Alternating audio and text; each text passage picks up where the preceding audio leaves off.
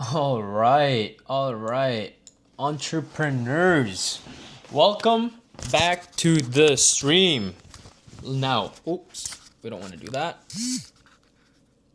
Oops, what did I press? Interesting. Okay, before we start the stream, I just want to make sure that everything is working just fine. I'm gonna go on YouTube. I'm just gonna make sure that this is being streamed correctly. Just have a look over here. Thank you for being patient, ladies and gentlemen. So I've been running to. I'm just gonna make sure that this is being streamed correctly. Good. And I feel like the audio is pretty good. Have a look over here. Thank you for being patient, ladies and gentlemen.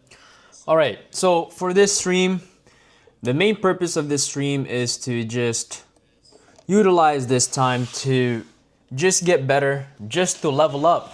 Because as of right now, around this time, we often waste a lot of time. We, watch shows, do some shenanigans.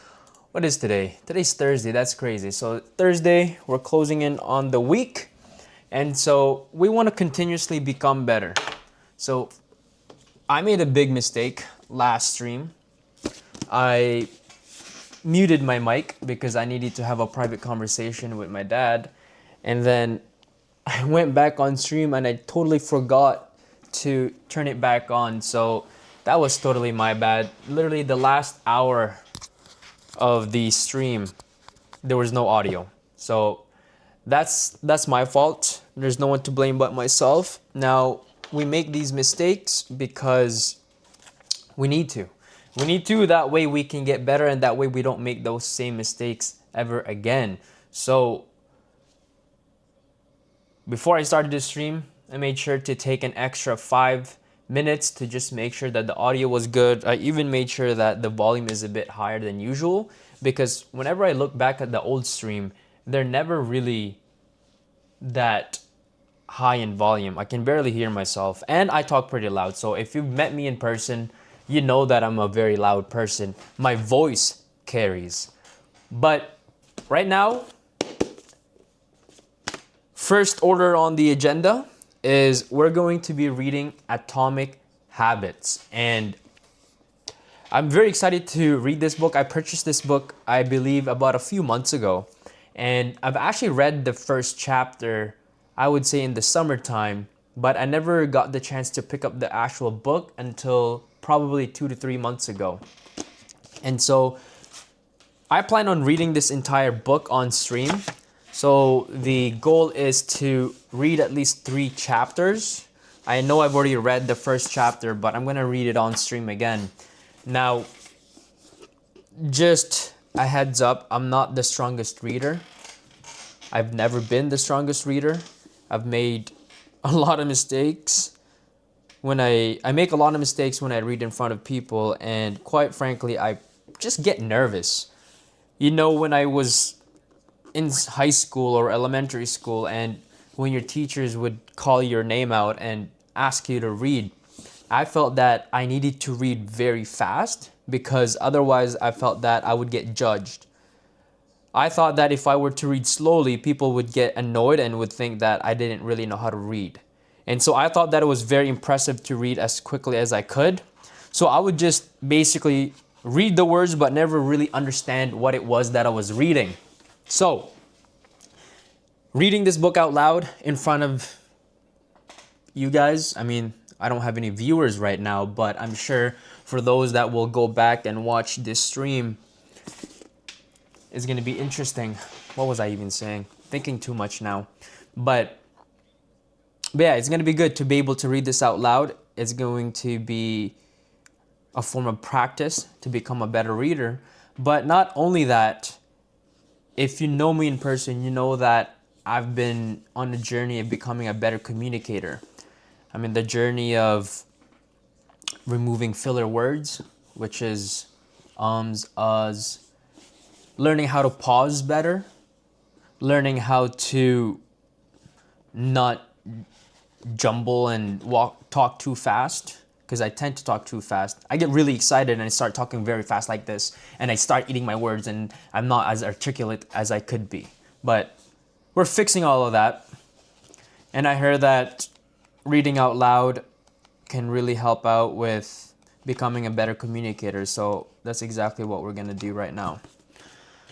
So this is a very popular book, Atomic Habits by James Clear. The front cover says, "Tiny changes, remarkable results." I don't know how I want to read this to you guys. You know what? Maybe we should change the lights here. Should we change it into more of like a fireplace vibe? I think that's what we have to do. I think we have to do this. It's almost like we gotta set the mood for reading. Fireplace. Ooh, there we go. Fireplace. Ooh, fireplace. Yes. So now it looks like we're about to read. Now I'm gonna read you this beautiful book. We're all gonna go through it together. Now, let me just turn off the backlight over there. It's a little distracting. And we're also going to grab me a glass of water, so that way I'm not gonna interrupt myself.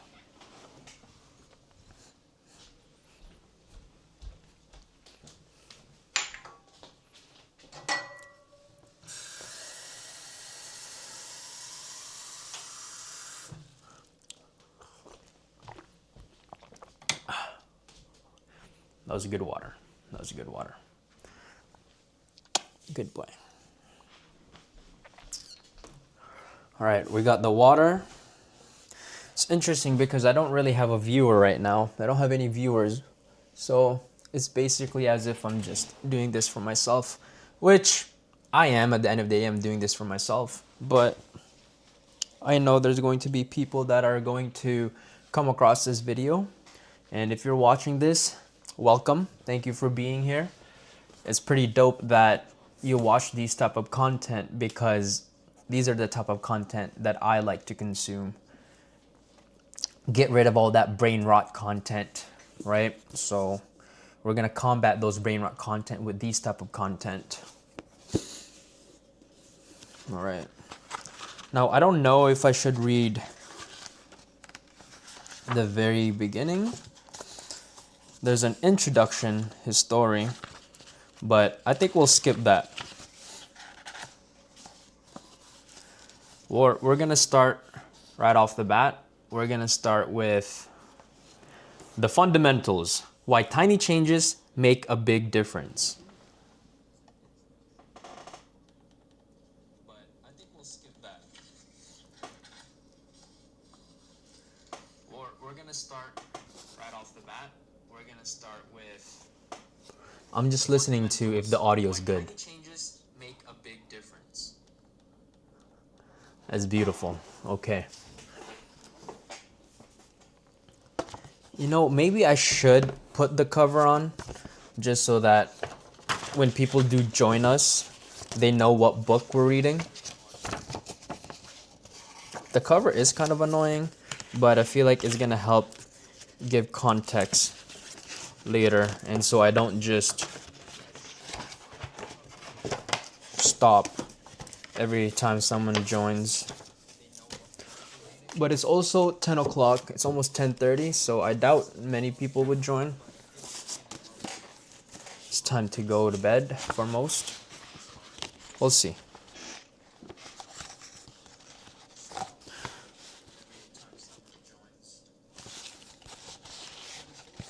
It is actually kind of annoying. All right. I'd have to like do this for you to even know what book I'm reading. Okay, doesn't matter. The Fate of the British. Okay, 1 second. Kind of nervous now. I don't usually get nervous like this. This is the first time I'm doing something out of my comfort zone. The fate of British cycling changed one day in 2003. The organization, which was the governing body for professional cycling in Great Britain, had recently hired Dave Brailsford as its new performance director. At the time, professional cyclists in Great Britain had endured nearly 100 years of mediocrity. Since 1908, British riders had won just a single gold medal at the Olympic Games, and they had fared even worse in cycling's biggest race, the Tour de France. In 110 years, no British cyclist had ever won the event. In fact, the performance of British riders had been so underwhelming that one of the top bike manufacturers in Europe refused to sell bikes to the team because they were afraid that it would hurt their sales if other professionals saw that the Brits using their gear. Brailsford had been hired to put British cycling on the new trajectory. What made him different from previous coaches was his relentless commitment to a strategy that he had referred to as the aggregation of marginal gains, which was the philosophy of searching for tiny margin of improvement in everything you do. Brailsford said, "The whole principle came from the idea that if you broke down everything you could think of that goes into riding a bike and then improve it by 1%, you will get a significant increase when you put them all together." Brailsford and his coaches began by making small adjustments you might expect from a professional cycling team. They redesigned the bike seats to make them more comfortable and rubbed alcohol on the tires for better grip. They asked riders to wear electrically heated overshorts to maintain ideal muscle temperature while riding, and used biofeedback sensors to monitor how each athlete responded to a particular workout. The team tested various fabrics in the wind tunnel and had their outdoor riders switch to indoor racing suits, which proved to be lighter and more aerodynamic. But they didn't stop there. Brailsford and his team continued to find 1% improvements and overlooked and unexpected areas. They tested different types of massage gels to see which one led to the fastest muscle recovery. They hired a surgeon to teach each rider the best way to wash their hands to reduce the chances of catching a cold. They determined that the type of pillow and mattress that led to the best night's sleep for each rider. That was bad. They determined the type of pillow and mattresses that led to the best night's sleep for each rider. They even painted the inside of the team's truck white, which helped them spot little bits of dust that would normally slip by unnoticed, but could degrade the performance of the finely tuned bikes. As these and hundreds of other small improvements accumulated, the results came faster than anyone could have imagined. Just 5 years after Brailsford took over, the British cycling team dominated the road and track cycling events at the 2008 Olympic Games in Beijing, where they won an astounding 60% of the gold medals available. 4 years later, when the Olympic Games came to London, the Brits raised the bars as they set 9 Olympic records and 7 world records. That same year, Bradley Wiggins became the first British cyclist to win the Tour de France. The next year, his teammate Chris Froome won the race, and he would go on to win again in 2015, 16, and 17, giving the British team 5 Tour de France victories in 6 years.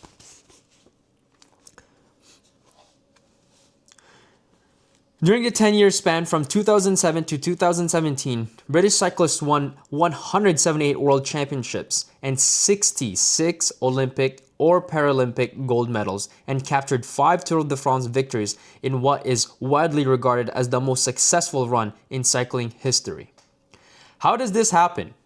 How does a team of previously ordinary athletes transform into world champions with tiny changes that, at first glance, would seem to make the modest difference at best? Why do small improvements accumulate into such remarkable results? And how can you replicate this approach in your own life? Let me get rid of this. 1% improvement. Let's get rid of the cover. It's slipping. I don't care.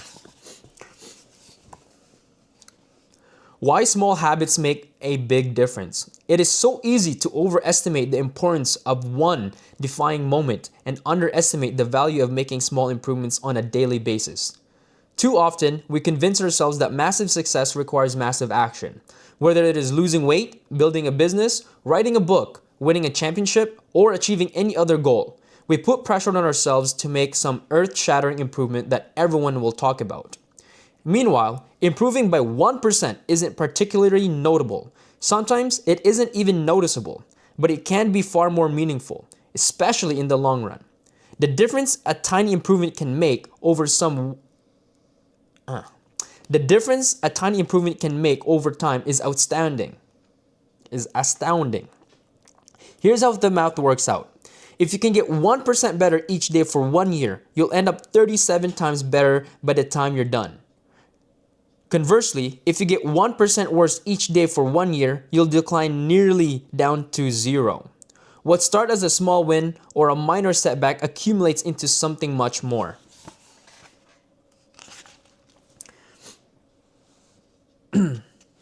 Habits are the compound interest of self-improvement. The same way that money multiplies through compound interest, the effects of your habits multiply as you repeat them. They seem to make a little difference on any given day, and yet the impact they deliver over the months and years can be enormous. I read that wrong. They seem to make little difference on any given day, and yet the impact they deliver over months and years can be enormous. It is only when looking back 2, 5, or perhaps 10 years later that the value of good habits and the cost of bad ones become strikingly apparent. This can be a difficult concept to appreciate in daily life. We often dismiss small changes because they don't seem to matter very much in the moment. If you save a little money now, you're still not a millionaire. If you go to the gym 3 days in a row, you're still out of shape. If you study Mandarin for an hour tonight, you still haven't learned the language. We make few changes, but the results never seem to come quickly, and so we slide back into our previous routines. Unfortunately, the slow pace of transformations also make it easy. Unfortunately, the slow pace of transformation also makes it easy to let a bad habit slide. If you eat an unhealthy meal today, the scale doesn't move much. If you work late tonight and ignore your family, they will forgive you. If you procrastinate and put your project off until tomorrow, there will usually be time to finish it later. A single decision is easy to dismiss. But when we repeat 1% errors day after day by replicating poor decisions, duplicating tiny mistakes, and rationalizing little excuses, our small choices compound into toxic results. It is the accumulation of many missteps, a 1% decline here and there, that eventually leads to a problem.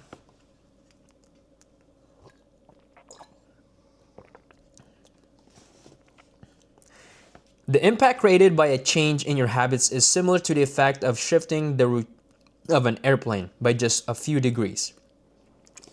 Let me reread that. That was not great. The impact created by a change in your habits is similar to the effect of shifting the route of an airplane by just a few degrees. Imagine you're flying from Los Angeles to New York City. If a pilot living from LAX adjusts the heading just 3.5 degrees south, you will land in Washington, D.C., instead of New York. Such a small change is barely noticeable at the takeoff.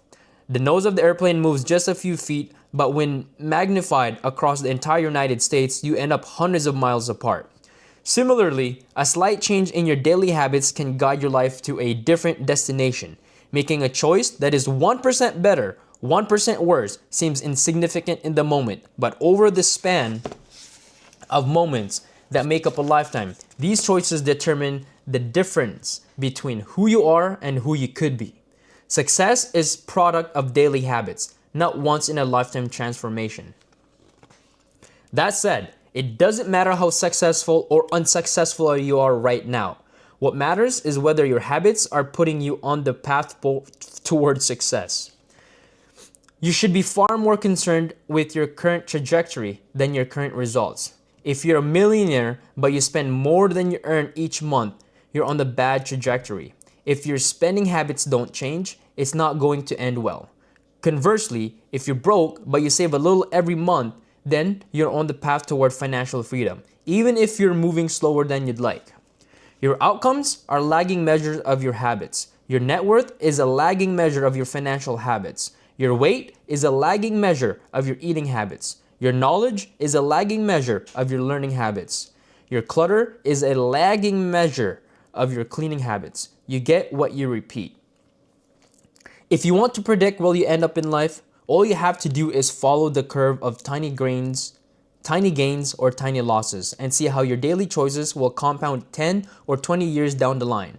Are you spending less than you earn each month? Are you making it into the gym each week? Are you reading books and learning something new each day? Tiny battles like these are the ones that will define your future. Time magnifies the margin between success and failure. It will multiply whatever you feed it. Good habits make time your ally. Bad habits make time your enemy. Habits are a double-edged sword. Bad habits can cut you down just as easily as good habits can build you up, which is why understanding the details is crucial. You need to know how habits work and how to design them to your liking, so you can avoid dangerous half of the blade. Okay. Good so far. Your habits can compound for you or against you. Productivity compounds. Accomplishing one extra task is a small feat on any given day, but it counts for a lot over an entire career. The effect of automating an old task or mastering a new skill can be even greater. The more tasks you can handle without thinking, the more brain is free to focus on other areas. So these are the positive compounding. Knowledge compounds. Learning one new idea won't make you a genius, but commitment to lifelong learning can be transformative. Furthermore, each book you read not only teaches you something new, but also opens up different ways of thinking about old ideas. As Warren Buffett says, that's how knowledge works. It builds up like compound interest. Relationships compounds. People reflect your behavior back to you. The more you help others, the more others want to help you. Being a little bit nicer in each interaction can result in a network of broad and strong connections over time. Now we're going to read the column of negative compounding. Stress compounds. The frustration of a traffic jam, the weight of the parenting responsibilities, the worry of making ends meet, the strain of slightly high blood pressure. By themselves, these common causes of stress are manageable, but when they persist for years, little stress compound into serious health issues. Negative thoughts compound. The more you think of yourself as worthless, stupid, or ugly, the more you condition yourself to interpret life that way. You get trapped in a thought loop. The same is true for how you think about others. Once you fall into a habit of seeing people as angry, unjust, or selfish, you see those kind of people everywhere. Outrage compounds. Riot, protest, and mass movements are rarely the result of a single event. Instead, a long series of microaggressions and daily aggravations slowly multiply until one event tips the scales and outrage spreads like wildfire. I said aggravation. I think that's the first time I've ever read the word aggravation. Interesting. What progress is really like? By the way, for those that just joined, we are reading Atomic Habits. We just started chapter 1. What progress is really like? Imagine that you have an ice cube sitting on a table in front of you. The room is cold and you can still see your breath. It is currently 25 degrees. Ever so slowly, the room begins to heat up. 26 degrees, 27, 28. The ice cube is still sitting on the table in front of you. 29 degrees, 30, 31. Still, nothing has happened. Then, 32 degrees. The ice begins to melt. 1 degree shift, seemingly no different from the temperature increases before it. It has unlocked a huge change. Breakthrough moments are often the result of many previous actions, which build up the potential required to unleash a major change. This pattern shows up everywhere.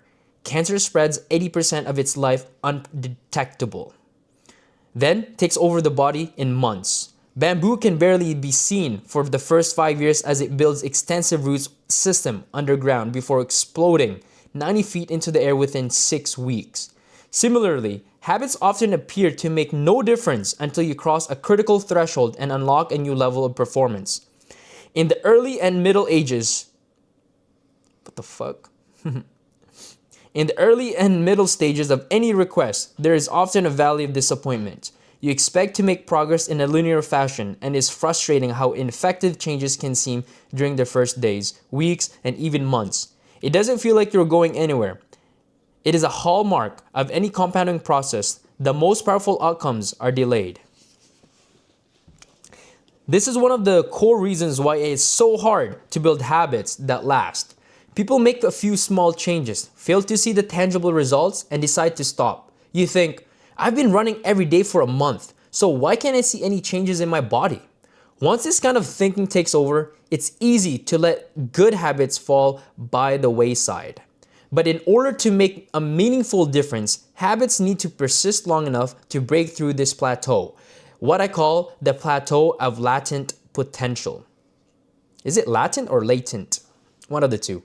If you find yourself struggling to build a good habit or break a bad habit, it is not because you have lost your ability to improve. It is often because you have not yet crossed the plateau of latent potential.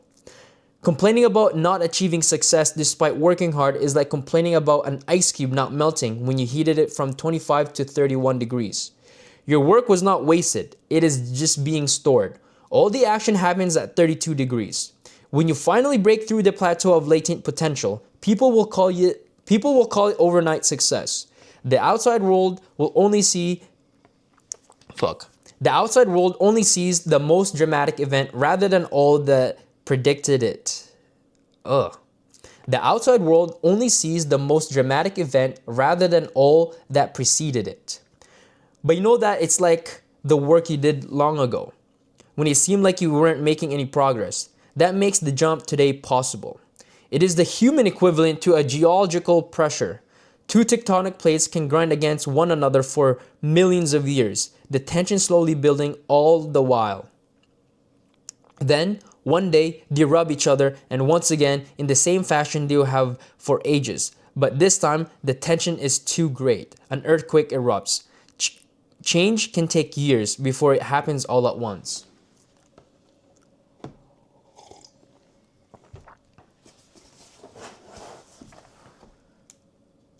Maybe we can do it like this. There we go. Mastery requires patience. The San Antonio Spurs, one of the most successful teams in the NBA. Mastery requires patience. The San Antonio Spurs, one of the most successful teams in the NBA history, have a quote from social reformer Jacob Riis hanging in their locker room.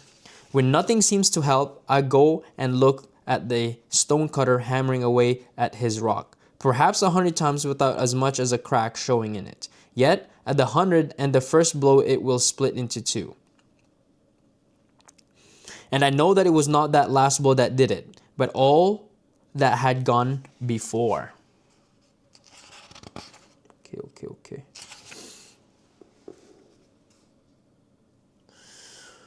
So there's an imagery here. Results, what you think should happen. Valley of disappointment, time, what actually happens.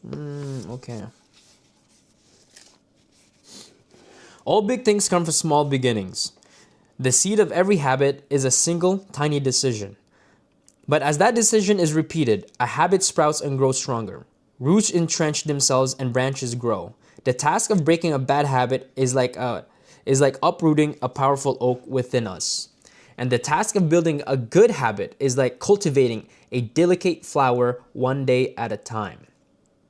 But what determines whether we stick with a habit long enough to survive the plateau of latent potential and break through the other side? What is it that causes some people to slide into unwanted habits and enables others to enjoy the compounding effects of good ones? Forget about the goals, focus on systems instead. Prevailing wisdom claims that the best way to achieve what we want in life, getting into a better shape, building a successful business, relaxing more and worrying less, spending more time with friends and family, is to set a specific, actionable goals. For many years, this For many years, this was how I approached my habits too. Each one was a goal to be reached. I set goals for the grades I wanted to get in school, for the weights I wanted to lift in the gym, for the profits I wanted to earn in business. I succeeded at a few, but I failed at a lot of them. I succeeded at a few, but I failed at a lot of them. Eventually, I began to realize that my result had very little to do with the goals I set and nearly everything to do with the systems I followed. What's the difference between systems and goals? It's a distinction I first learned from Scott Adams, the cartoonist behind Dilbert comic. Goals are about the results you want to achieve. Systems are about the process that lead you to those results. Pretty cool. If you're a coach, your goal might be to win a championship. Your system is the way you recruit players, manage your assistant coaches, and conduct practice. If you're an entrepreneur, your goal might be to build $1 million business. Your system is how to test product ideas, hire employees, and run a marketing campaign. If you're a musician, your goal might be to play at a new piece. Your system is how often you practice, how you break down and tackle difficult measures, and your method of receiving feedback from your instructor. Now, for the interesting question, if you completely ignored your goals and focused only on your system, would you still succeed? For example, if you were a basketball coach and you ignored your goal to win a championship and focused only on what your team does at practice each day, would you still get results? I think you would. The goal in any sport is to finish with the best score. But it would be ridiculous to spend the whole game staring at the scoreboard. The only way to actually win is to get better each day. In other words, 3-time Super Bowl winner Bill Walsh, the score takes care of itself. The same is true for other areas in life. If you want better results, then forget about setting goals. Focus on your system instead. What do I mean by this? Are goals completely useless? Of course not. Goals are good for setting direction, but systems are best for making progress. A handful of problems arise when you spend too much time thinking about your goals and not enough time designing your system. Problem number one. Winners and losers. Problem number one. Winners and losers have the same goals. Goal setting suffers from a serious case of survivorship bias. We concentrate on the people who end up winning, the survivors, and mistakenly assume that the ambitious goals led to their success while overlooking all of the people who had the same objective but didn't succeed. Every Olympian wants to win a gold medal. Every candidate wants to get the job. And if a successful and unsuccessful people share the same goals, then the goal cannot be what differentiates the winners from the losers. It wasn't the goal of winning the Tour de France that propelled the British cyclists to the top of the sport. Presumably, they wanted to win the race every year before, just like every other professional team. The goal had always been there. It was only when they implemented a system of continuous small improvements that they achieved a different outcome. That is powerful. Problem number two, achieving a goal is only a momentary change. Imagine you have a messy room and you set a goal to clean it. If you summon the energy to tidy it up, then you will have a clean room for now. But if you maintain the same sloppy, pack rat habits that led to a messy room in the first place, soon you'll be looking at a new pile of clutter and hoping for another burst of motivation. You're left chasing the same outcome because you never changed the systems behind it. You treated a symptom without addressing the cause. Achieving a goal only changes your life for the moment. That's the counterintuitive thing about improvement. We think we need to change our results, but the results are not the problem. What we really need to change are the systems that causes those results. When you solve problems at the results level, you only solve them temporarily. In order to improve for good, you need to solve problems at the systems level. Fix the inputs and the outputs will fix themselves.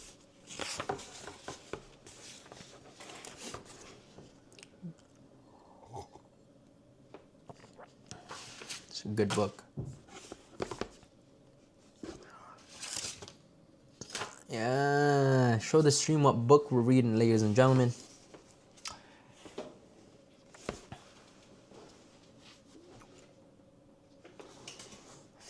You dig, you dig. Yeah. Problem number 3. Goals restrict your happiness. The implicit assumptions behind any goal is this: once I reach my goal, then I'll be happy. The problem with goals first mentality is that you're continually putting happiness off until the next milestone. I've slipped into this trap so many times I've lost count. For years, happiness was always something for my future self to enjoy. I promised myself that once I gained 20 pounds of muscle or after my business was featured in the New York Times, then I could finally relax. Furthermore, goals create an either-or conflict. Either you achieve your goal and are successful, or you fail and you are disappointment. and you are a disappointment. You mentally box yourself into a narrow version of happiness. This is misguided. It is unlikely that your actual path of through life will match the exact journey you had in mind when you set out. It makes no sense to restrict your satisfaction to one scenario when there are many paths to success. A systems first mentality provides an antidote. When you fall in love with the process rather than the product, you don't have to wait to give yourself permission to be happy. You can be satisfied anytime your system is running, and a system can be successful in many different forms, not just the one you first envision.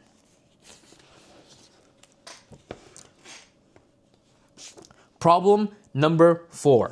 Goals are at odds with long-term progress. Finally, a goal-oriented mindset can create a yo-yo effect. Many runners work hard for months, but as soon as they cross the finish line, they stop training. The race is no longer there to motivate them. When all of your hard work is focused on a particular goal, what is left to push you forward after you achieve it? This is why many people find themselves reverting to their old habits after accomplishing a goal. I didn't read that properly. This is why many people find themselves reverting to their old habits after accomplishing a goal. The purpose of setting goals is to win the game. The purpose of building system is to continue playing the game. A true long-term thinking is goal-less thinking. It's not about any single accomplishment. It's about the cycle of endless refinement and continuous improvement. Ultimately, it is your commitment to the process that will determine your progress. It's interesting because I don't read like this when I'm not reading out loud. It's almost like I'm actually putting a lot more energy into it. And because I'm doing this right now, I feel like it's actually sticking to me. I'm understanding it.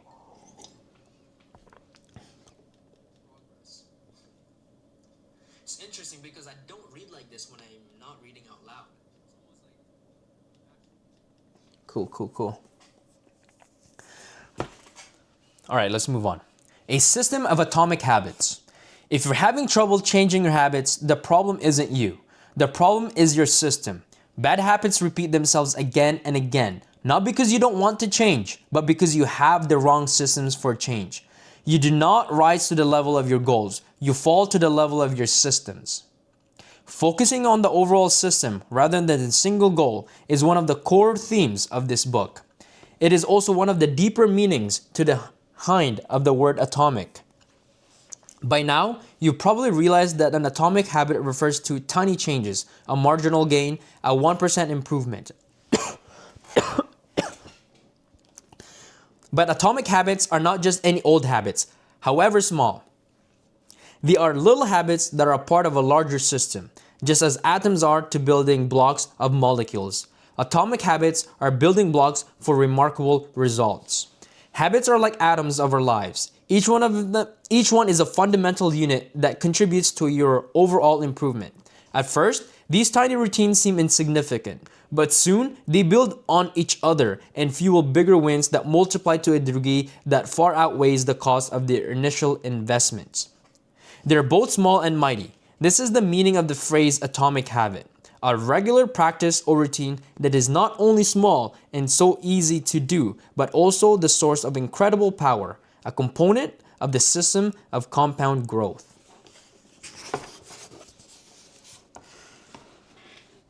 Chapter summary. Habits are the compound of interest of self-improvement. Getting 1% better every day counts for a lot in the long run. Habits are a double-edged sword. They can work for you or against you, which is why understanding the details is essential. Small changes often appear to make no difference until you cross a critical threshold. The most powerful outcomes of any compounding process are delayed. You need to be patient. An atomic habit is a little habit that is part of a larger system.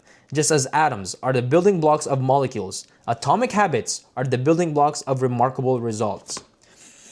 If you want better results, then forget about setting goals. Focus on your systems instead. You do not rise to the level of your goals. You fall to the level of your system.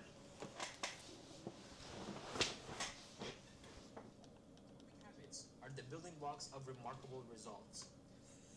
If you want better results, then forget about setting goals. Focus on your systems instead. You do not rise to the level of your goals. You fall to the level of your system. Powerful. That was a very, very good chapter. I feel like this first chapter is a really good window to see what the entire book is about. Now we can move on to chapter 2. Chapter 2 of Atomic Habits. How your habits shape your identity and vice versa. Why is it so easy to repeat bad habits and so hard to form good ones? Few things can have a more powerful impact on your life than improving your daily habits. And yet, it is likely that this time next year, you'll be doing the same thing rather than doing something better. It often feels difficult to keep good habits going for more than a few days, even with the sincere effort and the occasional burst of motivation. Habits like exercise, meditation, journaling, and cooking are reasonable for a day or two and then become a hassle. I need to reread that. That was terrible. Habits like exercise, meditation, journaling, and cooking are reasonable for a day or two and then become a hassle. However, once your habits are established, they seem to stick around forever, especially the unwanted ones. Despite our best intentions, unhealthy habits like eating junk food, watching too much television, procrastinating, and smoking can feel impossible to break. Changing our habits is challenging for two reasons. 1, we try to change the wrong thing. And 2, we try to change our habits in the wrong way. In this chapter, I'll address the first point. In the chapter that follows, I'll answer the second. Our first mistake is that we try to change the wrong thing. To understand what I mean, consider that there are 3 levels at which change can occur. You can imagine them like the layers of an onion. The first layer is changing your outcomes. This level is concerned with changing your results, losing weight, publishing a book, winning a championship. Most of the goals you set are associated with this level of change. The second layer is changing your process. This level is concerned with changing your habits and system, implementing a new routine at the gym, decluttering your desk for better workflow, developing a meditation practice. Most of the habits you build are associated with this level. The third and deepest layer is changing your identity. This level is concerned with changing your beliefs, your worldview, your self-image, your judgment about yourself and others. Most of the beliefs, assumptions, and biases you hold are associated with this level. Outcomes are about what you get. Process are about what you do. Identify is about what you believe. Identify. Identity is about what you believe. When it comes to building habits that last, when it comes to building systems for...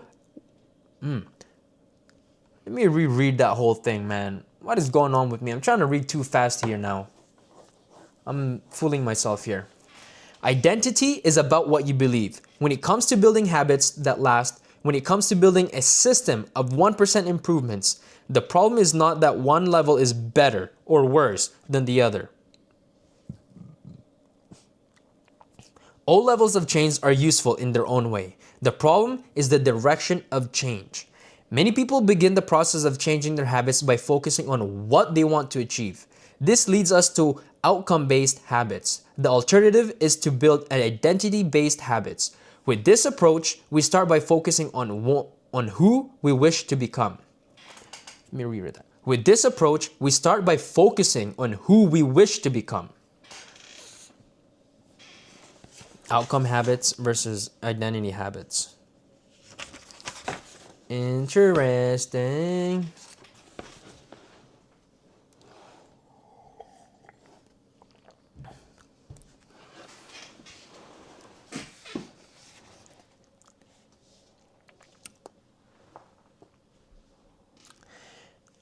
See my feet, man? The fuck? We'll just do it like this then. Imagine two people resisting a cigarette. When offered a smoke, the first person says, "No thanks, I'm trying to quit." It sounds like a reasonable response, but this person still believes that they are a smoker who is trying to do something else. They are hoping their behavior will change while carrying around the same beliefs. The second person declines by saying, "No thanks, I'm not a smoker." It's a small difference, but this statement signals a shift in their identity. Smoking was a part of their former life, not their current one. They no longer identify as someone who smokes. Most people don't even consider identity change when they set out to improve. They just think, "I want to be skinny," which is the outcome. And if I stick to this diet, then I'll be skinny, which is the process. They set goals and determine the actions which they should take to achieve those goals without considering the beliefs that drives their action. They never shift to the way they look at themselves, and they don't realize that their old identity can sabotage their new plans for change. Behind every system of actions is a system of belief. The system of democracy is founded on beliefs like freedom, majority rule, and social equality. The system of dictatorship has a very different set of beliefs, like absolute authority and strict obedience. You can imagine many ways to try to get more people to vote in a democracy, but such behavior change would never get off the ground into a dictatorship. That's not the identity of the system. Voting is a behavior that is impossible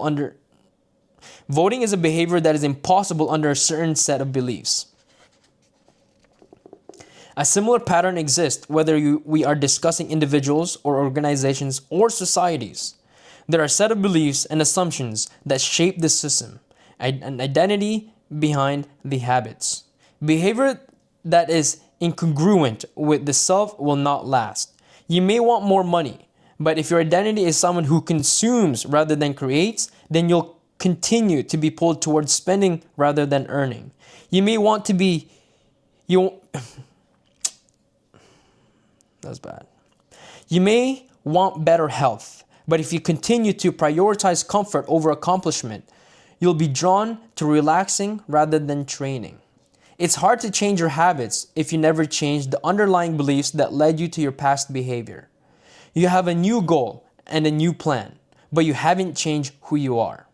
The story of Brian Clark, an entrepreneur from Boulder, Colorado, provides a good example. For as long as I can remember, I've chewed my fingernails, Clark told me. It started as a nervous habit when I was young, and then morphed into an undesirable grooming ritual. One day, I resolved to stop chewing my nails until they grew out a bit. Though mindful willpower alone, I managed to do it. Through mindful willpower alone, I managed to do it. Then, Clark did something surprising. I asked my wife to schedule my first ever manicure, he said. My thought was that if I started paying to maintain my nails, I wouldn't chew them. And it worked, but not for the monetary reason. What happened was the manicure made my fingers look really nice for the first time. The manicurist even said that other than chewing, I had really healthy, attractive nails. Suddenly, I was proud of my fingernails. And even though that's something I had never aspired to, it made all the difference. I never chewed my nails once. I never chewed my nails since. Not even a single close call. And it's because I now it's not because I pride. Can't see properly.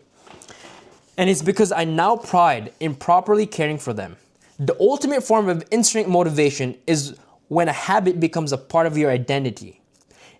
It's one thing to say I'm the type of person who wants this. It's something very different to say I'm the type of person who is this. Let me reread that. I was not proud of that. The ultimate form of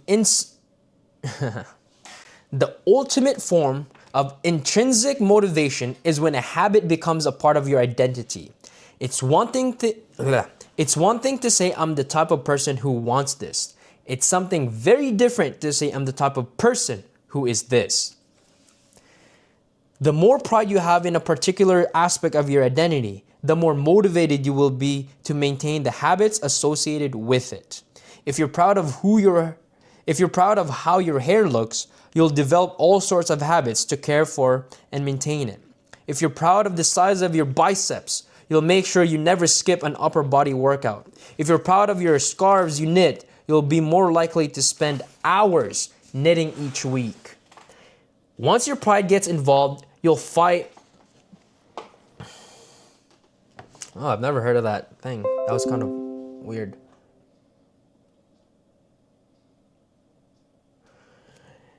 Once your pride gets involved, you'll fight tooth and nail to maintain your habits. True behavior change is identity change. You might start a habit because of motivation, but the only reason you'll stick with one is that it becomes a part of your identity. Anyone can convince themselves to visit the gym or eat healthy once or twice, but if you don't shift the belief and the behavior, then it is hard to stick with long-term changes. Improvements are only temporary until they become part of who you are. The goal is not to read a book. The goal is to become a reader. The goal is not to run a marathon. The goal is to become a runner. The goal is not to learn an instrument. The goal is to become a musician. Your behaviors are truly a reflection of your identity. What you do is an indication of the type of person you believe that you are, either consciously or non-consciously. Research has shown that once a person believes in a particular aspect of their identity, they are more likely to act in alignment with that belief. For example, people who identify as being a voter were more likely to vote than those who simply claimed voting was an action they wanted to perform. Similarly, the person who incorporates exercise into their identity doesn't have to convince themselves to train. Doing the right thing is easy. After all, when your behavior and your identity are fully aligned, you are no longer pursuing behavior change. You are simply acting like the type of person you already believe yourself to be. Like all aspects of habit formation, this, too, is a double-edged sword. When working for you, identity can be a powerful force of self-improvement. When working against you, though, identity can be a curse. Once you have adopted an identity, it can be easy to let your allegiance to impact your ability.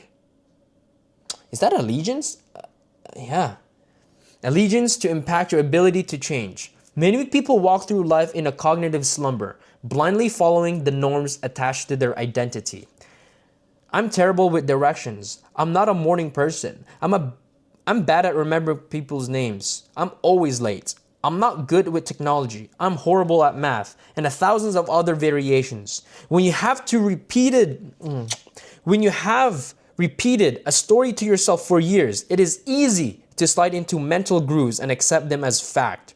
In time, you begin to resist certain actions because that's not who I am. There's internal pressure to maintain your self-image and behave in a way that is consistent with your beliefs. You find whatever way you can avoid to contradicting yourself.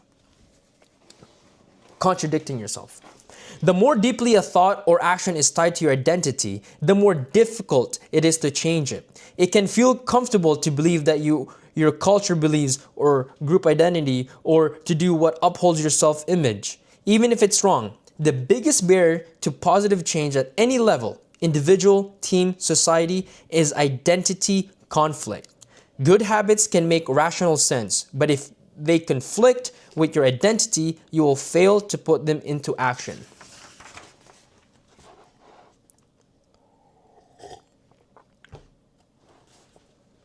On any given day, you may struggle with your habits because you're too busy or too tired or too overwhelmed or hundreds of other reasons. Over the long run, however, the real reason you fail to stick with habits is that your self-image gets in the way. This is why you can't get too attached to one version of your identity. Progress requires unlearning. Becoming the best version of yourself requires to continuously edit your beliefs and to upgrade and expand your identity. This brings us to an important question. If your beliefs and worldview play such an important role in your behavior, where did they come from in the first place? How exactly is your identity formed? And how can you emphasize new aspects of your identity that serve you and gradually erase the pieces that hinder you? The two-step process to changing your identity. Your identity emerges out of your habits. You're not born with preset beliefs. Every belief, including those about yourself, is learned and conditioned through experience. More precisely, your habits are how you embody your identity. When you make your bed each day, you embody the identity of an organized person. When you write each day, you embody the identity of a creative person. When you train each day, you embody the identity of an athletic person. The more you repeat a behavior, the more you reinforce the identity associated with that behavior. In fact, the word identity was originally derived from the Latin word essentials. Essentitas, which means being, and identitym, which means repeatedly. Your identity is literally your repeated beingness. Damn, that was really hard to read. Whatever your identity is right now, you only believe it because you have proof of it. If you go to church every Sunday for 20 years, you have evidence that you are religious. If you study biology for 1 hour every night, you have the evidence that you are studious. If you go to the gym, even when it's snowing, you have the evidence that you are committed to fitness. The more evidence you have for a belief, the more strongly you believe in it. For most of my early life, I didn't consider myself a writer. If you were to ask any of my high school teachers or college professors, they would tell you that I was an average writer at best, certainly not a standout. When I began my writing career, I published a new article every Monday and Thursday for the first few years. As the evidence grew, so did my identity as a writer. I didn't start out as a writer, I became one through my habits. Of course, your habits are not only actions that influence your identity, but by virtue of their frequency, and they are usually the most... I was jumping pages here. Let me reread that. Of course, your habits are not only... Let me try that again. Of course, your habits are not only... Am I retired? What's going on with me right now? Of course, your habits are not the only actions that influence your identity, but by virtue of their frequency, they are usually the most important ones. Each experience in life modifies your self-image, but it's unlikely you would consider yourself a soccer player because you kicked a ball once or an artist because you scribbled a picture. As you repeat these actions, however, the evidence accumulates and your self-image begins to change. The effect of one-off experiences tends to fade away while the effect of habits gets reinforced with time, which means your habits contribute most of the evidence that shapes your identity. In this way, the process of building habits is actually the process of becoming yourself. This is a gradual evolution. We do not change by snapping fingers and deciding to be someone entirely new. We change bit by bit, day by day, habit by habit. We are continually undergoing microevolutions of the self. Each habit is like a suggestion. Hey, maybe this is who I am. If you finish a book, then perhaps you are the type of person who likes reading. If you go to the gym, then perhaps you are the type of person who likes exercise. If you practice playing a guitar, perhaps you are the type of person who likes music. Every action you take is a vote for the type of person you wish to become. No single instance will transform your beliefs, but as the votes build up, so does the evidence of your new identity. This is the one reason why meaningful change does not require radical change. Small habits can make a meaningful difference by providing evidence of a new identity. And if you change this meaningful, it is actually, and if a change is meaningful, it is actually, is big. That's the paradox of making small improvements. Putting all this together, you can see the habits that are path to changing your identity. The most practical way to change who you are is to change what you do. Each time you write a page, you are a writer. Each time you practice the violin, you are a musician. Each time you start a workout, you are an athlete. Each time you encourage your employees, you are a leader. Each habit not only gets results, but also teaches you something far more important: to trust yourself. You start to believe you can actually accomplish these things. When your vote mounts up to the evidence begins to change, the story you tell yourself begins to change as well. Of course, it works in the opposite way too. Every time you choose to perform a bad habit, it's a vote for that identity. The good news is that you don't need to be perfect. In any election, there are going to be votes for both sides. You don't need a unanimous vote to win an election. You just need a majority. It doesn't matter if you cast a few votes for a bad behavior or an unproductive habit. Your goal is simply to win the majority of the time. New identities require new evidence. If you keep casting the same votes you've always cast, you're going to get the same results you've always had. If nothing changes, nothing is going to change. It is simple two-step process. 1. Decide the type of person you want to be. 2. Prove it to yourself with small wins. First, decide who you want to be. This holds at any level, as an individual, as a team, as a community, as a nation. What do you want to stand for? What are your principles and values? Who do you wish to become? These are great big questions, and many people aren't sure where to begin, but they do know what kind of results they want: to get a six-pack abs, or to feel less anxious, or to double their salary. That's fine. Start there and work backward from the results you want to the type of person you could get those results. What the fuck? That's fine. Start there and work backward from the results you want to the type of person you could get those. Let me read that slowly. That's fine. Start there and work backward from the results you want to the type of person who could get those results. Sounds like a tongue twister. Maybe I'm just a little autistic. Ask yourself, who is the type of person that could get the outcome I want? Who is the type of person that could lose 40 pounds? Who is the type of person that could learn a new language? Who is the type of person that could run a successful startup? For example, who is the type of person who could write a book? It's probably someone who is consistent and reliable. Now, your focus shifts from writing in the book, outcome-based, to being the type of person who is consistent and reliable. This process can lead to beliefs like, I'm the kind of teacher who stands for their students. I'm the kind of doctor who gives each patient the time and empathy they need. I'm the kind of manager who advocates for her employees. Once you have a handle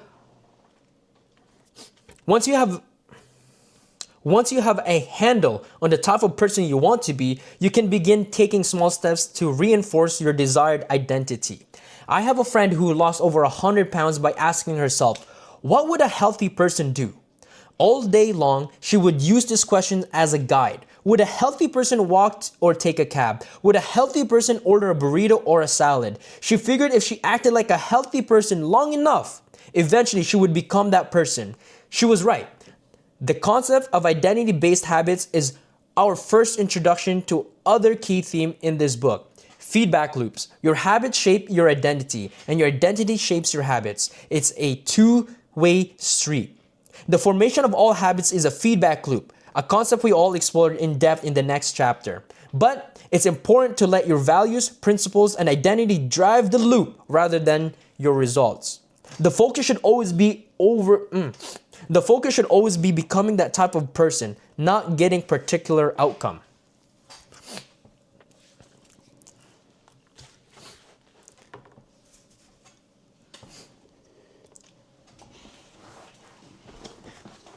I'm enjoying this book very much. The real reason habits matter. Identity change is the North Star of habit change. The remainder of this book will provide you with a step-by-step instructions on how to build better habits in yourself, your family, your team, your company, and anywhere else you wish. But the true question is, are you becoming the type of person you want to become? The first step is to not what or how, but who. You need to know who you want to be. Otherwise, your request for change is like a boat without a rudder. And that's why we're starting here. You have the power to change your beliefs about yourself. Your identity is not set in stone. You have a choice in every moment. You can choose the identity you want to reinforce today with the habits you choose today. And this brings us to the deeper purpose of this book and the real reason habits matter. Building better habits isn't about littering your day with life hacks. It's not about flossing one tooth each night or taking a cold shower each morning or wearing the same outfit each day. It's not about achieving external measures of success like earning more money, losing weight, or reducing stress. Habits can help you achieve all these things, but fundamentally they are not about having something. They are about becoming someone. Ultimately, your habits matter because they help you become the type of person you wish to be. They are the channel through which you develop your deepest beliefs about yourself. Quite literally, you become your habits. This is chapter 2. This is the chapter summary of chapter 2. All right, I'm going to be reading the chapter summary of chapter 2. There are 3 levels of change: outcome change, process change, and identity change. The most effective way to change your habits is to focus not on what you want to achieve, but on who you wish to become. Your identity emerges out of your habits. Every action is a vote for a type of person you wish to become. Becoming is the best version of yourself requires to continuously edit your beliefs and to upgrade and expand your identity. The real reason your habits matter is not because they can get you a better result, but because they can change your beliefs about yourself. All right, we're on chapter 3. We're on chapter 3 right now. The goal was to read 3 chapters for this stream, but I'm enjoying this. And I don't know how long I've been streaming for, but definitely been drinking a lot of water. I feel like as I read longer, I'm finally getting a bit more comfortable with reading in front of the camera. I haven't read in a while, and especially haven't read loudly in a while. And like I said, reading out loud is a good habit, is a good practice to becoming a better communicator. And as you know, or don't know, I'm trying to be a better communicator. All right, let's read chapter 3. How to build better habits in 4 simple steps. In 1898, a psychologist named Edward Thorndike conducted an experiment that would lay the foundation of our understanding. That was bad. In 1898, a psychologist named Edward Thorndike conducted an experiment that would lay the foundation of our understanding of how habits form and the rules that guide our behavior. Thorndike was interested in studying the behavior of animals, and he started by working with cats. He would place each cat inside a device known as a puzzle box. The box was designed so that the cat could escape through a door by some simple act such as pulling the loop of a cord, pressing a lever, or stepping on a platform. For example, one box contained a lever that, when pressed, would open a door on one side of the box. Once the door has been opened, the cat would dart out and run over a bowl of food. Most cats wanted to escape as soon as they were placed inside the box. They would poke their nose into the corners, stick their paws through the openings, and claw those loose objects. After a few minutes of exploration, the cats would happen to press a magical lever. The door would open and they would escape. Thorndike tracked the behavior of each cat across many trials. In the beginning, the animals moved around the box at random, but as soon as the lever had been pressed, the door opened, the process of learning began.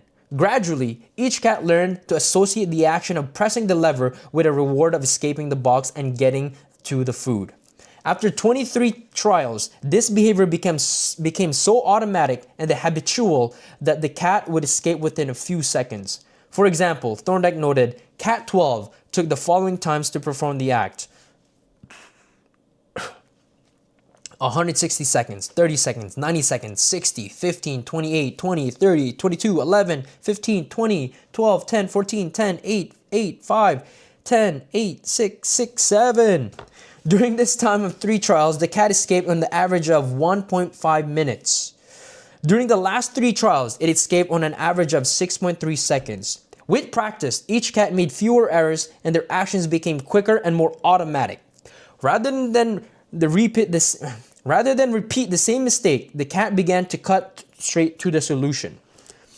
From his studies, Thorndike described the learning process by stating, behaviors followed by satisfying consequences tend to be repeated, and those that were produce unpleasant consequences are less likely to be repeated. His work provides the perfect starting point of discussing how habits form in our own lives. It also provides answers to some fundamental questions like, what are habits, and why does the brain bother building them at all? Why your brain builds habits. A habit is a behavior that has been repeated enough times to become automatic. The process of habit formation begins with trial and error. Whenever you encounter a new situation in life, your brain has to make a decision. How do I respond to this? The first time you came across a problem, you're not sure how to solve it. Like Thorndike's cat, you're just trying things out to see what works. Neurological activity in the brain is high during this period. You are carefully analyzing the situation and making conscious decisions about how to act. You're taking in tons of new information and trying to make sense of it all. The brain is busy learning the most effective course of action. Occasionally, like a cat pressing on a lever, you stumble across a solution. You're feeling anxious and you discover that going for a run calms you down. You're mentally exhausted from a long day of work and you learn that playing video games relaxes you. You're exploring, and then bam, a reward. After you stumbled upon an unexpected reward, you alter your strategy for the next time. Your brain immediately begins to catalog the events that preceded the reward. Wait a minute, that felt good. What did I do right before that? This is the feedback loop behind all human behavior. Try, fail, learn, try differently. With practice, the useless movements fade away from the useful actions get reinforced. That's a habit forming. That was crazy. That was bad. This is the feedback loop behind all human behavior. Try, fail, learn, try differently. With practice, the useless movements fade away and useful actions get reinforced. That's a habit forming. Whenever you face a problem repeatedly, your brain begins to automate the process of solving it. Your habits are just a series of automatic solutions that solve the problems and stresses you face regularly. As behavioral scientist Jason Hira writes, habits are simply reliable solutions to recurring problems in our environment. As habits are created, the level of activity in the brain decreases. You learn to lock in on the cues that predict success and tune out everything else. When a similar situation arises in the future, you know exactly what to look for. There is no longer need to analyze every angle of a situation. Your brain skips to the process of trial and error and creates a mental rule. If this, then that. These cognitive scripts can be followed automatically whenever the situation is appropriate. Now, whenever you feel stressed, you get the itch to run. As soon as you walk into the door from work, you grab that video game controller. A choice that once required effort is now automatic. A habit has been created. Habits are mental shortcuts learned from experience. In a sense, a habit is just a memory of the steps you previously followed to solve a problem in the past. Whenever the conditions are right, you can draw on this memory and automatically apply the same solution. The primary reason the brain remembers the past is to better predict what will happen. The primary reason the brain remembers the past is to better predict what will work in the future. Habit formation is incredibly useful because the conscious mind is the bottleneck of the brain. It can only pay attention to one problem at a time. As a result, your brain is always working to preserve your conscious attention for whatever task is most essential. Whenever possible, the conscious mind likes to pawn off tasks to the non-conscious mind to do automatically. This is precisely what happens when a habit is formed. Habits reduce cognitive load and free up mental capacity, so you can allocate your attention to other tasks. Despite their efficiency, some people will still wonder about the benefits of habits. The argument goes like this: will habits make my life dull? I don't want... I've never read that word before. Despite their efficiency, some people will still wonder about the beliefs... I need water. Despite their efficiency, some people still wonder the benefits of habits. The argument goes like this: will habits make my life dull? I don't want to pigeonhole myself into a lifestyle I don't enjoy. Doesn't so much routine take away from the vibrancy and spontaneity of life? Hardly. Such questions set up a false dichotomy. They make you think that you have to choose between building habits and attaining freedom. In reality, the two complement each other. Habits do not restrict freedom, they create it. In fact, the people who don't have their habits handled are often the ones with the least amount of freedom. Without good financial habits, you will always be struggling for the next dollar. Without good health habits, you will always seem to be short on energy. Without good learning habits, you will always feel like you're behind the curve. If you're always being forced to make decisions about simple tasks, when should I work out? Where do I go right? When do I pay the bills? Then you have less time. Where do I go right? When do I pay the bills? Then you have less time for freedom. It's only making the fundamentals of life easier that you can create the mental space needed for free thinking and creativity. Conversely, when you have your habits dialed in the basics of life, and the basics of life are handled and done, your mind is free to focus on new challenges and master the next set of problems. Building habits is the present allows you to do more of what you want to do in the future. The science of how habits work.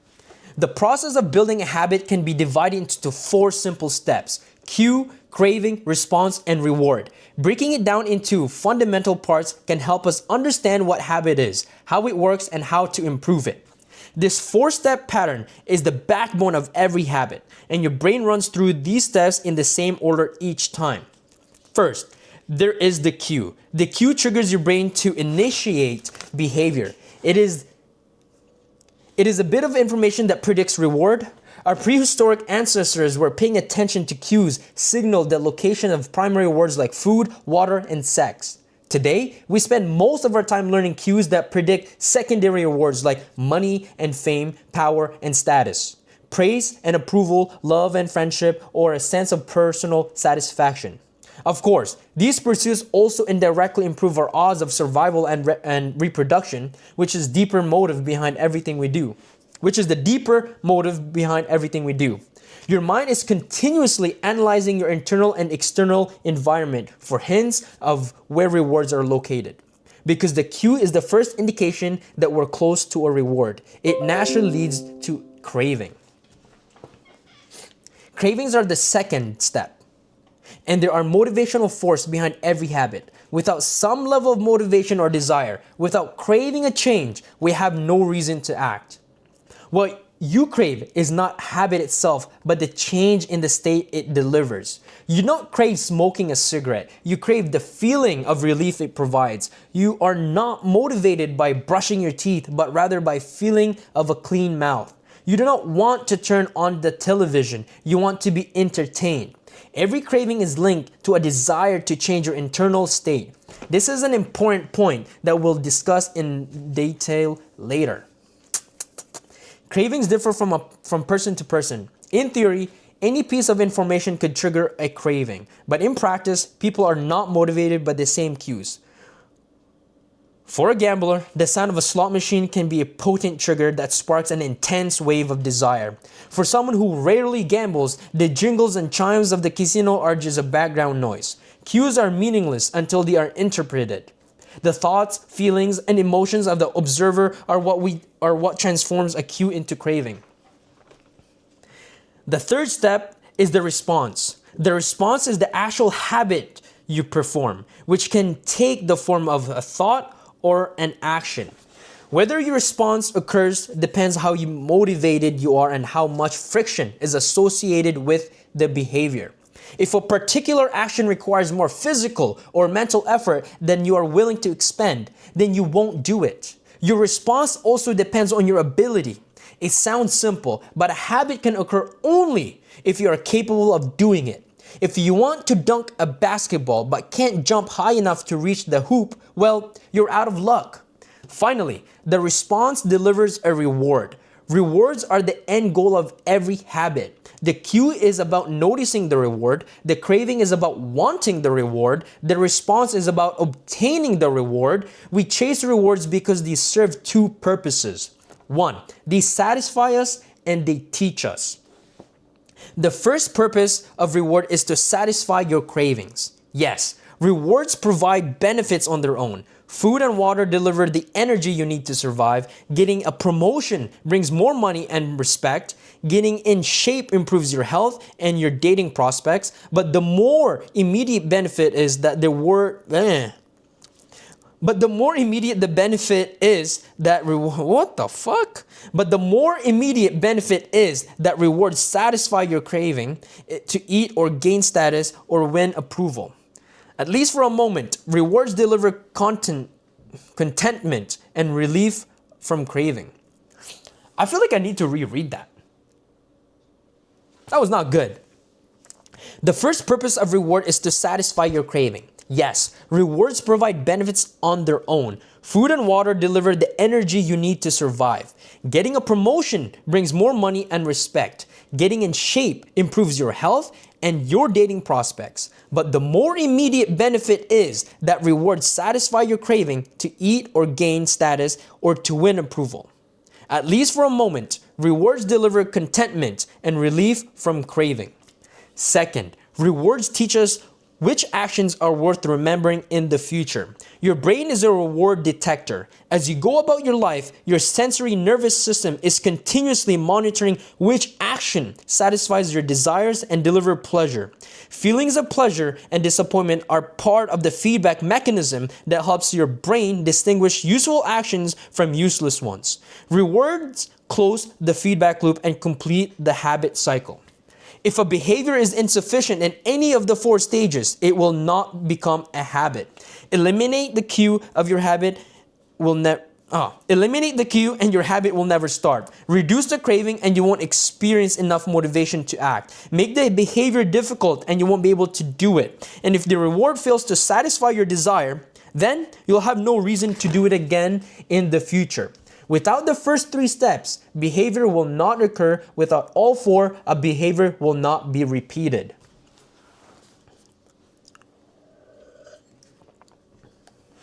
In summary, the cue triggers a craving, which motivates response, which provides rewards, which satisfies the cravings, and ultimately becomes associated with the cue.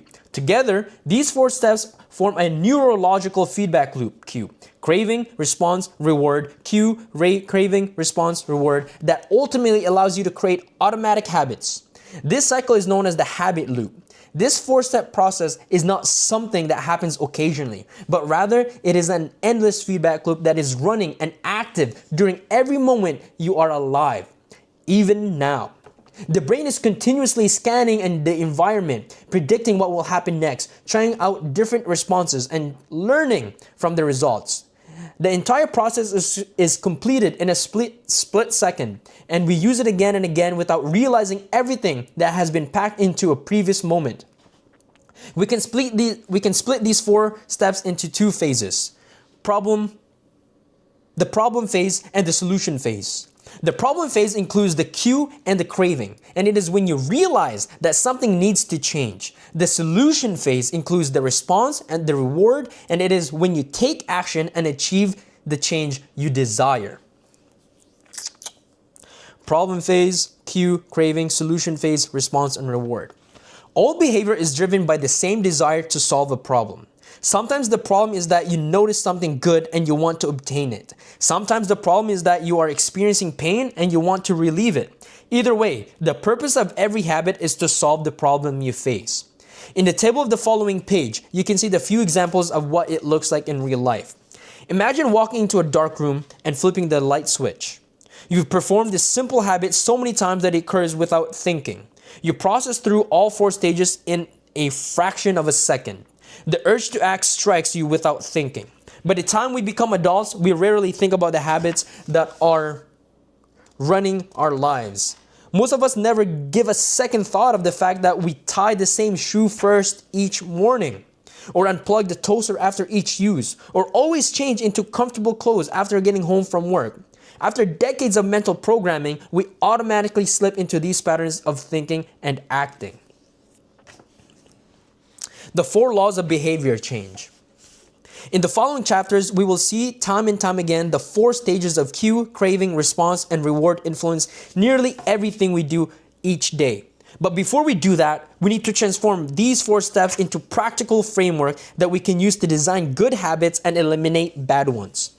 I refer to this framework as the 4 laws of behavior change, and it provides a simple set of rules for creating habits and breaking bad ones.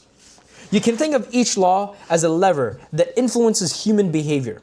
When the lever is in the right position, creating good habits is effortless. When they're in the wrong positions, it is nearly impossible. All right, there's a diagram here. The first law, cue, make it obvious. The second law, craving, make it attractive. Third law, response, make it easy. The fourth law, reward, make it satisfying. Man, you can actually utilize this in sales. We can invert these laws and learn how to break a bad habit. Inversion law, make it invisible, make it unattractive, make it difficult, make it unsatisfying. Okay. It would be irresponsible for me to claim that these 4 laws are an exhaustive framework for changing any human behavior, but I think they're close. As you will soon see, the 4 laws of behavior change apply to nearly every field, from sports to politics, art to medicine, comedy management. These laws can be used no matter what challenge you are facing. There is no need for completely different strategies for each habit. Whenever you want to change your behavior, you can simply ask yourself, how can I make it obvious? How can I make it attractive? How can I make it easy? How can I make it satisfying? If you have ever wondered, why don't I do what I say I'm going to do? Why don't I lose the weight or stop smoking or save retirement or start a side business? Why do I say something is important but never seem to make time for it? The answer to those questions can be found somewhere in these 4 laws. The key to creating good habits and breaking bad ones is to understand these fundamental laws and how to alter them to your specifications. Every goal is doomed to fail if it goes against the grain of human nature. Your habits are shaped by the systems in your life. In the chapters that follow, we will discuss these laws one by one and show you how you can use them to create a system in which good habits emerge naturally and bad habits wither away. That's my first time reading that word, wither away. Wither. All right, chapter summary. A habit is a behavior that has been repeated enough times to become automatic. The ultimate purpose of habit is to solve the problems of life with little energy and effort as possible. Any habit can be broken down into a feedback loop that involves 4 steps: cue, craving, response, and reward. The 4 laws of behavior change are a simple set of rules we can use to build better habits. They are: make it obvious, make it attractive, make it easy, and make it satisfying.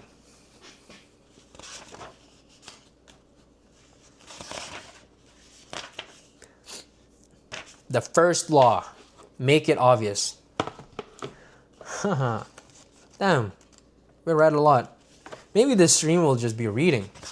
Am I losing my voice? No, I can't be losing my voice.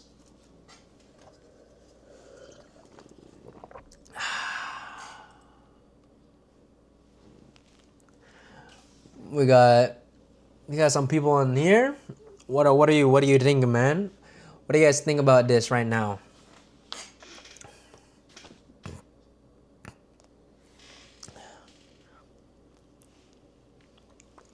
So funny. I never read like this before. Never.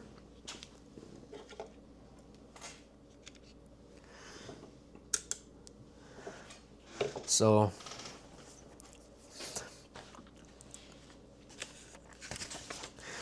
the first law, make it obvious. The man who didn't look right. The psychologist Gary Clean once told me a story about a woman who attended a family gathering. She had spent years working as a paramedic, and upon arriving at the event, took one look at her father-in-law and got very concerned.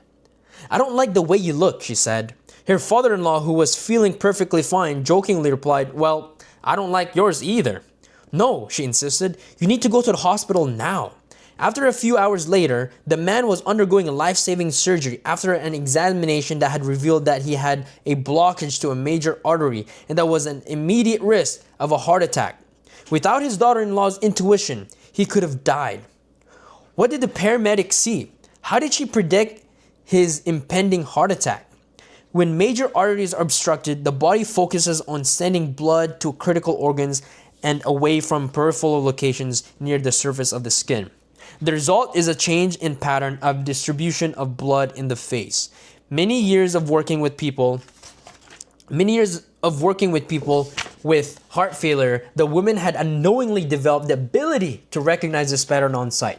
She couldn't explain what it was that she noticed in her father-in-law's face, but she knew something was wrong.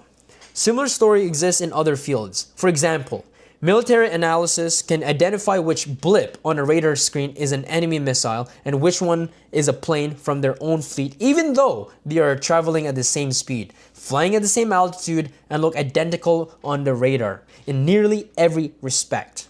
During the Gulf War, Lieutenant Commander Michael Riley saved an entire battleship when he ordered the missile to be shot down. Despite the fact that it looked exactly like a battleship's own planes on radar, he made the right call, but even his superior officers couldn't explain how he did it. Museum curators has been known to discern the difference between authentic piece of art and an expertly produced counterfeit, even though they can't tell you precisely which details tip them off. Experienced radiologists can look at a brain scan and predict areas where stroke will develop before any obvious signs are visible to the untrained eye. I've even heard of hairdressers noticing whether a client is pregnant based only on the feel of their hair. The human brain is a prediction machine. It is continuously taking in your surroundings and analyzing the information it comes across. Whenever you experience something repeatedly, like a paramedic seeing the face of a heart attack patient or a military analysis seeing a missile on a radar screen, your brain begins to noticing what is important, sorting through the details and highlighting the relevant cues that cataloging that information for future use. With enough practice, you can pick up any cues that predict certain outcomes without consciously thinking about it.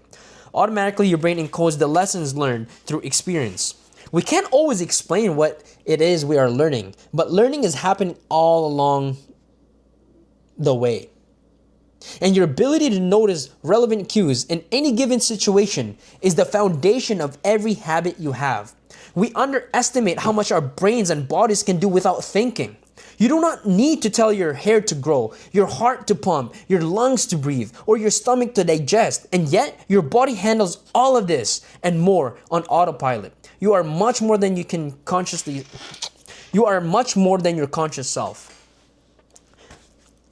Consider hunger. How do you know when you're hungry? You don't necessarily have to see a cookie on the counter to realize that it's time to eat. Appetite and hunger are governed non-consciously. Your body has a variety of feedback loops that gradually alert you when it's time to eat again. And that track is going around within you. Cravings can arise thanks to hormones and chemicals circulating through your body. Suddenly, you're hungry, even though you're not quite sure what tipped you off. This is one of the most surprising insights about our habits.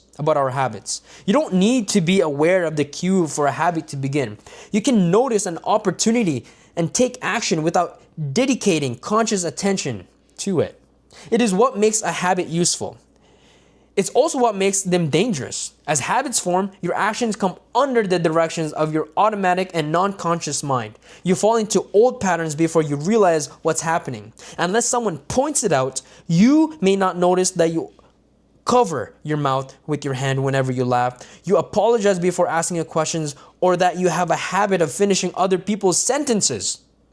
And the more you repeat these patterns, the less likely you become to question what you're doing and why you're doing it.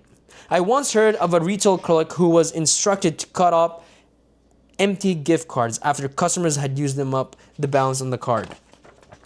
One day, the clerk cashed out a few customers in a row who purchased a gift card. When the next person walked up, the clerk swiped the customer's actual credit card, picked up the scissors, and then cut it in half, entirely on autopilot. Before looking up at the stunned customer and realizing what had just happened, another woman I came across in my research was a former preschool teacher who had switched to a corporate job. Even though she was now working with adults, her old habits would kick in, and she would keep asking coworkers if they had washed their hands after going to the bathroom. I also found the story of a man who had spent years working as a lifeguard and would occasionally yell, "Walk!" whenever he would saw a child running. Over time, the cues that spark our habits become so common that they are essentially invisible. The treats on the kitchen counter, the remote control on the couch, the phone in your pocket, our responses to those cues are so deeply encoded that it may feel like the urge to act comes from nowhere. For this reason, we must begin the process of behavior change with awareness. Before we can effectively build new habits, we need to get a handle of our current ones. This can be more challenging than it sounds, because once a habit is firmly rooted in your life, it is mostly non-conscious and automatic. If a habit remains mindless, you can't expect to improve it. As the psychologist Carl Jung said, until you make the unconscious conscious, it will direct your life and you will call it fate. The habit scorecard. The Japanese railway system is regarded as one of the best in the world. If you ever find yourself riding a train in Tokyo, you'll notice that the conductors have a peculiar... I don't know how to say that word. Peculiar. I actually don't know how to say that word. Peculiar. Peculiar? How do you say this word? Peculiar. Peculiar.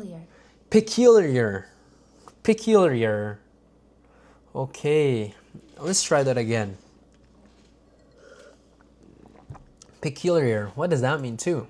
As strange or odd or unusual. This is going to be the last chapter I read because I'm going to lose my damn voice. I feel it. I have so much energy, putting so much effort and so much love into this book right now. I'm enjoying it. Good.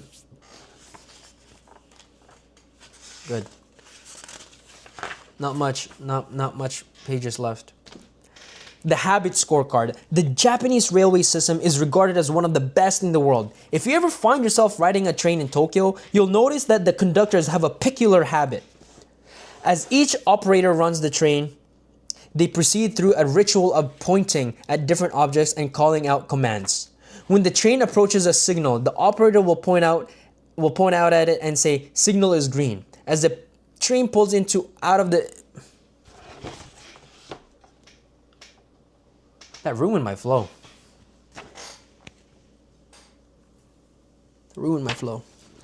As each operator runs the train, they proceed through a ritual of pointing at different objects and calling out commands.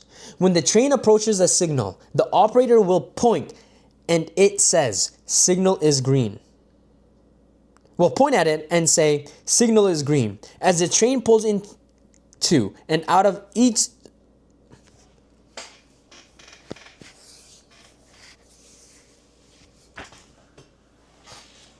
I'm a good reader.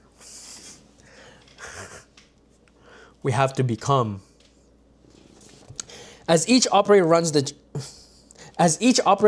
chain, they proceed through a ritual of pointing at different objects and calling out commands. When the train approaches a signal, the operator will point at it and say, "Signal is green." As the train pulls into and out of each station, the operator will point out at a speedometer and call out the exact speed. When it's time to leave, the operator will point at the timetable and state the time. Out on the platform, other employees are performing similar actions. Before each train departs, staff members will point out along the edge of the platform and declare, "All clear." Every detail is identified, pointed at, and named out loud.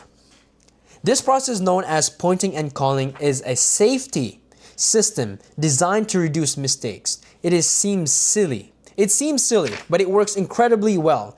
Pointing and calling reduces errors by up to 85% and cuts accident by 30%. The MTA subway system in New York City adopted and modified versions that is point only. And within 2 years of implementation, incidents and incorrect berthhead subway fell 57%. Pointing and calling is so effective because it rises. What happened to me? All of a sudden, I forgot how to read. Pointing and calling is so effective because it raises the level of awareness from non-conscious habit to more conscious level. Because the train operators must use their eyes, hands, mouth, and ears, they are more likely to notice problems before something goes wrong. My wife does something similar. Whenever we are preparing to walk out of the door for a trip, she verbally calls out the most essential items in her packing list. I've got my keys, I've got my wallet, I've got my glasses, I've got my husband. The more automatic behavior becomes, the less likely we are to consciously think about it. And when we've done something 1,000 times before, we begin to overlook things. We assume that the next time we will just act. The more automatic behavior becomes, the less likely we are to consciously think about it. And when we've done something 1,000 times before, we begin to overlook things. We assume that the next time will be just like the last. We're so used to doing what we've always done, that we don't stop to question whether it's the right thing to do at all. Many of our failures in performance are largely attributable.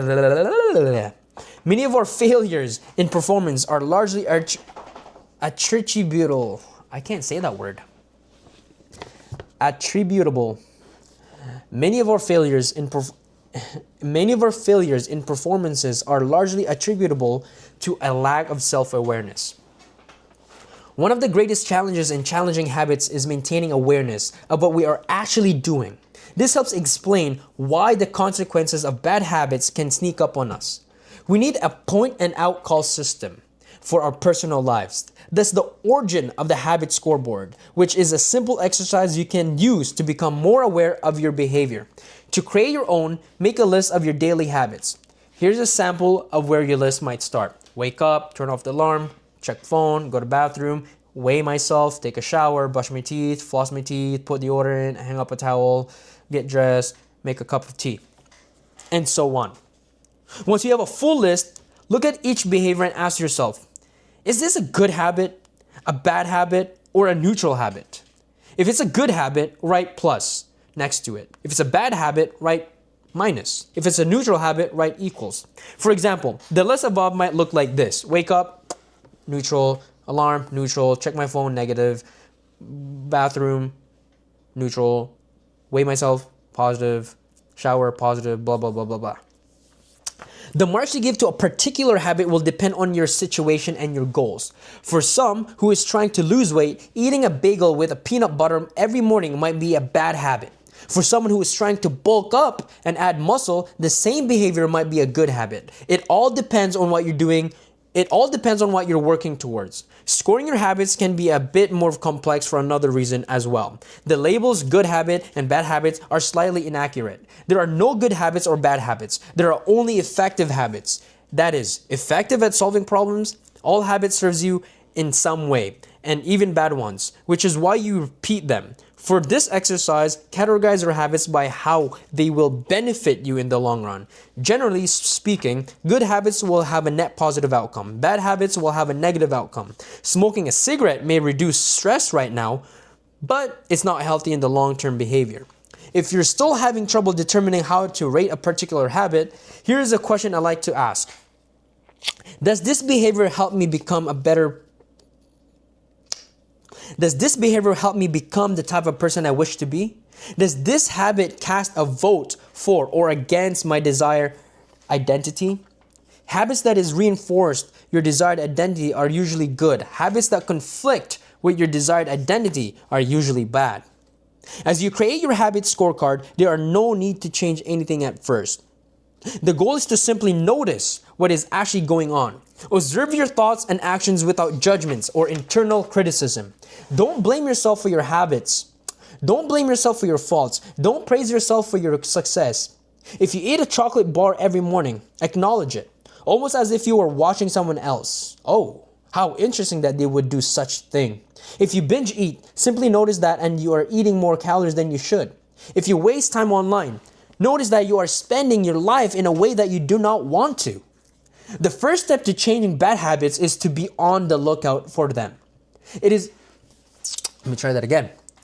first step to changing a bad habit is to be on a lookout for them. If you feel like you need extra help, then carry out pointing and calling in on your own life. Say out loud the action that you are thinking of taking and do what the outcome will be. If you want to cut back on your junk food habit, but notice yourself grabbing another cookie, say out loud, I'm about to eat this cookie and I don't need eat. Let me try that again, guys.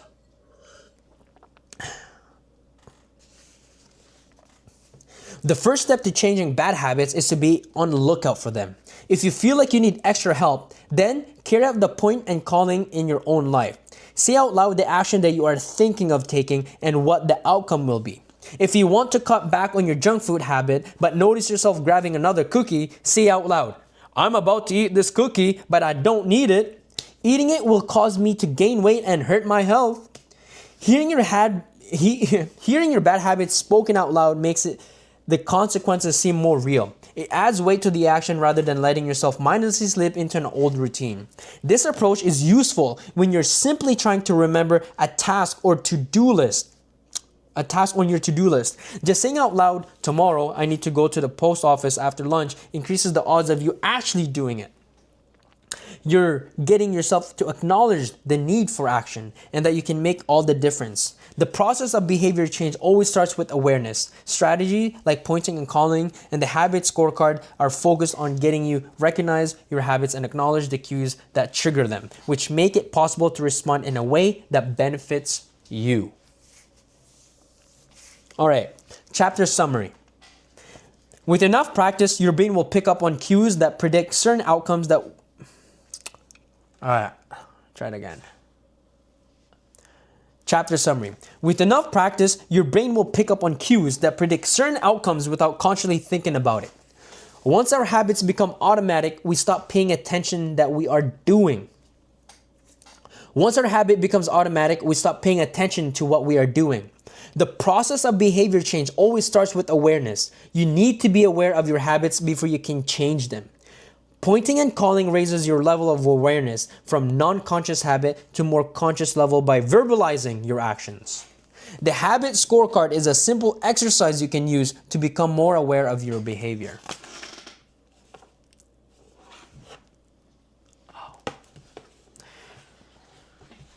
Chapter 5. I'm done reading. How many pages did we damn read, man? I don't know. We started at page 14.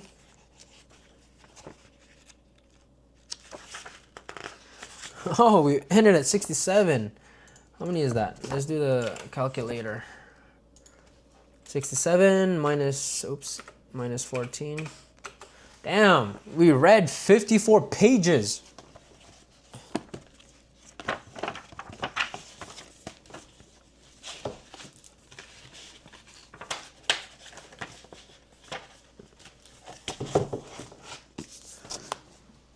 That's crazy.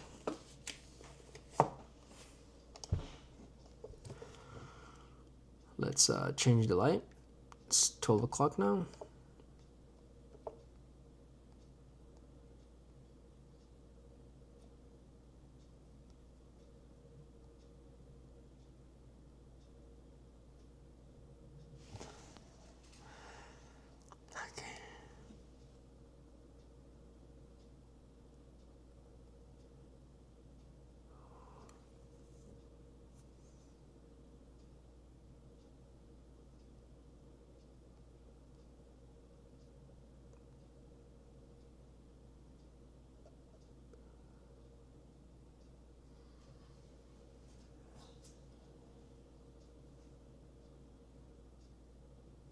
Huh.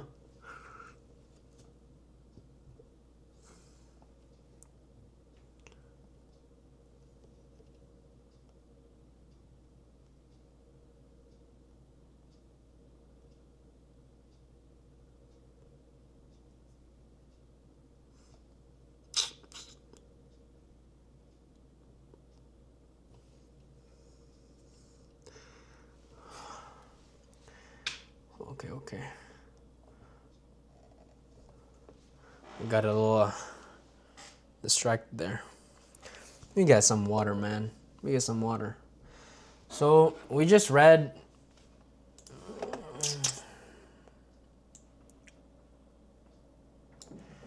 We just read that. Objective. Read 5 chapters.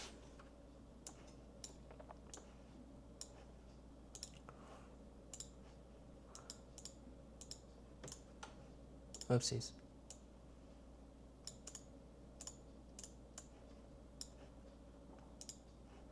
Now I didn't do this on stream, win 2 chess game, but I did just win one.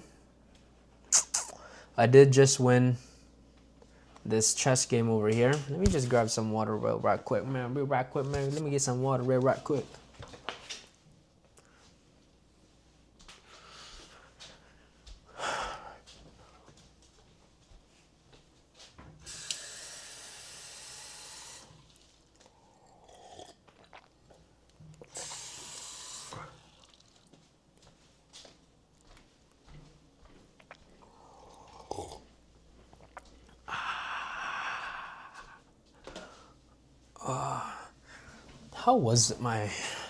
How was my reading?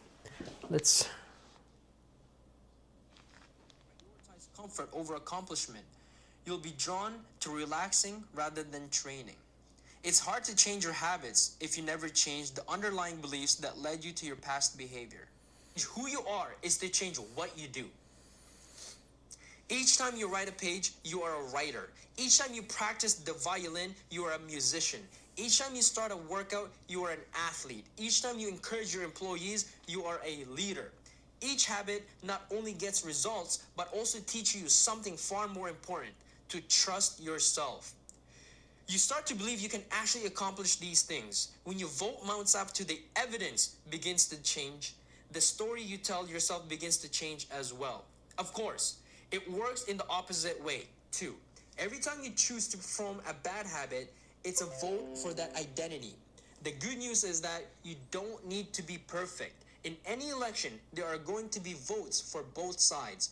You don't need a unanimous vote to win an election. You just need a majority. It doesn't matter if you cast a few votes for a bad behavior or an unproductive habit. Your goal is simply to win the majority of the time. Loose objects. After a few minutes of exploration, the cast would happen to press a magical lever. The door would open and they would escape.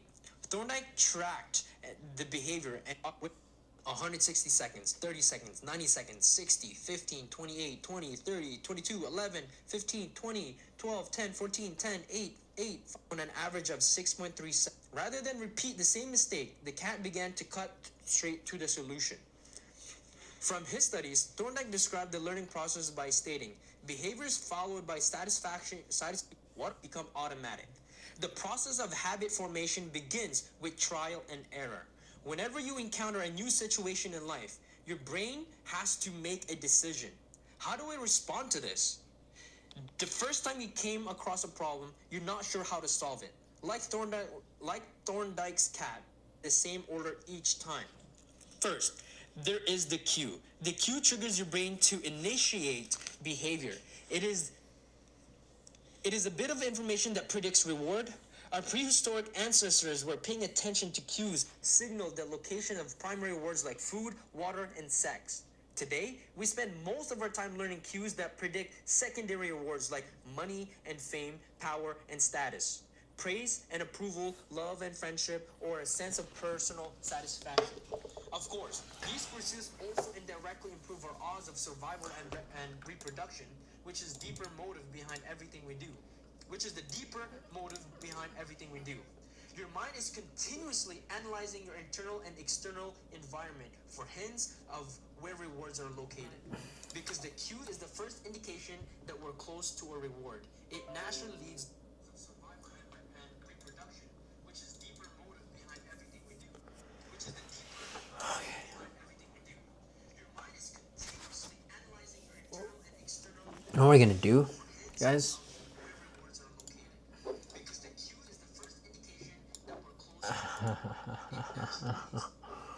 We're gonna go on YouTube and we're gonna do some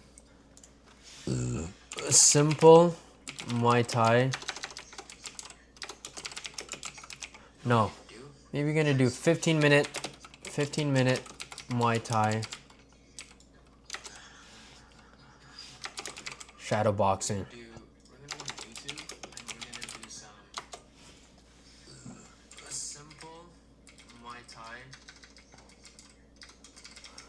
Okay, we're gonna follow. What's up, Pro Fighter? Sean Fagan here from MuayThaiGuy.com, and today we're doing a shadow kicking workout. So if you like these types of follow-along workouts, make sure you check out the link in the description for a free follow-along shadow boxing workout. But today we're gonna be focusing on kicking technique, and we're gonna walk you through a 10-minute shadow boxing routine. So make sure you like and subscribe, and let's get into it.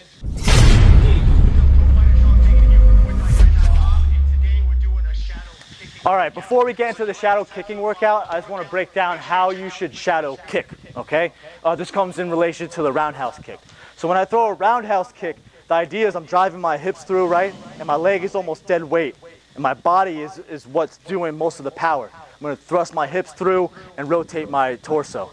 What I want to do is they have two options. You can either throw the kick and do a full 360 and get right back into your fight stance. Or what Sanchai taught me, he's the best of all time, so I tend to listen to him, is I'll throw the kick, right? And then I'll retract and come back the same way it came, so this way I'm ready to defend and attack. What I don't want is you to throw the kick and finish with a 180 and show your back to your opponent, okay? The kicks that we're gonna be focusing on today is the second option, the Sanchai option, I guess you could call it, where I throw the kick and then I retract back, okay? So with that being said, let's get into the workout. All right, ready? Let's do this. So we're just gonna start with the right roundhouse. So roundhouse, and then bring it back. Roundhouse, and then back. Roundhouse, and back. If you wanna mess around with the full 360, so you can get used to your kicks coming through, you can do that too. I just tend to get a little dizzy doing that, and I like to make sure I'm not turning my back to my opponent. So throw the roundhouse. Make sure you thrust your hips through. You get up on the balls of your feet, and then retract to get ready to defend right after that. So kick, and then back. Kick, and back. If you're throwing your right roundhouse, your right hand swings down, your left hand is up.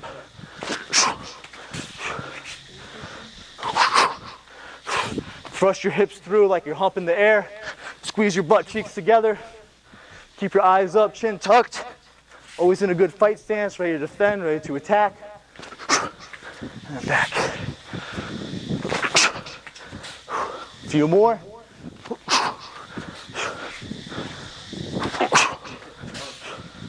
All right, now we're doing the switch kick. So nice quick switch, rotate through, and then come right back. Quick switch, and then back. Or you can do the full 360. It's up to you, but I would recommend trying to make sure you throw the kick, you get your hips to come through, and then you slide back. Always ready to defend, always ready to attack. or work on getting that kick all the way through by doing the full 360, right? I only can do 2 though. Otherwise, I get dizzy and I'll probably throw up. So, switch kick and back. Switch kick and back. Switch kick. Nice quick switch. You don't want to change eye level, right? Just quick switch and then drive through. Quick switch and then back.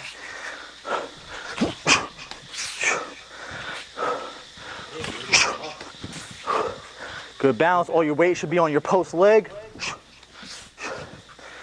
Good control. Make sure you kick through your opponent. It shouldn't be your leg doing the kick. It should be your body doing the kick. Your leg is just kind of following your body. All right, next we're going to do a roundhouse.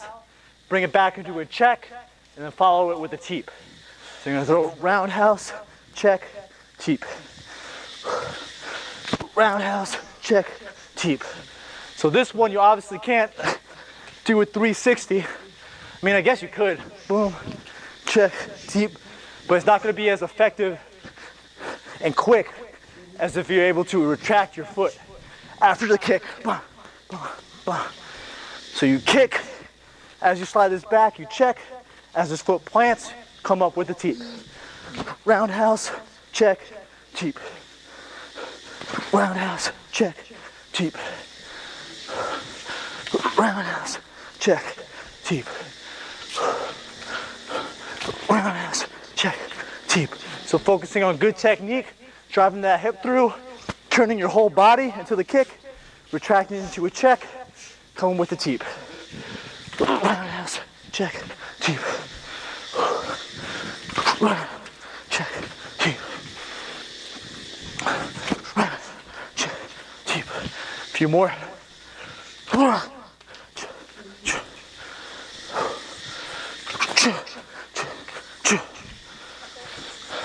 All right, next we're doing the switch kick to the check. So the switch kick, check, then right teep. If you're orthodox, right? So switch kick, check, teep. Really working on that lower body coordination and strength and balance. So switch kick, check, teep. Switch kick, check, teep. Nice quick switch, check, and teep. Switch kick, check, teep. If you don't know how to check properly, I made a video with my buddy Paul that you can check in the description as well. But make sure when you're checking, your elbows to the outside, your foot is at like a 45-degree angle. And then when you're teeping, you're stabbing your opponent with your toes, with like the balls of your feet, right? So switch kick, check, teep. Switch kick, check, teep. Switch kick, check, teep. Let's go, come on. Switch kick, check, teep. Switch kick, check, teep. All right, next we're gonna do the Sanchai switch, followed by a kick and a check. So the Sanchai switch is like the Ali shuffle, right? So you do 1, 2, 3. My rear leg is gonna kick. I'm gonna retract back into a check. I'm gonna be my opposite stance. Then I'm gonna do 1, 2, 3. Now I'm in my normal stance. I'm gonna throw the roundhouse, retract it back from the check. Now I'm on my normal stance. So 1, 2, 3, kick, check. 1, 2, 3, kick, check. You guys got it? All right, ready? Let's go. So 1, 2, 3, kick, check. 1, 2, 3, kick, check. Make sure you bring that check behind your lead foot. So 1, 2, 3, kick, check, and bring it back. 1, 2, 3, kick, check. 1, 2, 3, kick, check. 1, 2, 3, kick, check. Once you get it, you'll feel like you're in the Matrix, right? You feel like Sanchai, being able to switch your feet, no problem. Go from both sides. 2, 3, kick, check. 1, 2, 3, kick, check. 2, 3, kick, check. 1, 2, 3, kick, check. I am sweating like a pig. Here we go. Come on. Finish strong. We're more than almost halfway there. kick, check. Don't get lazy now. Make sure you're still throwing those kicks with good technique, good control. 1, 2, 3, kick, check. 1, 2, 3, kick, check. Check.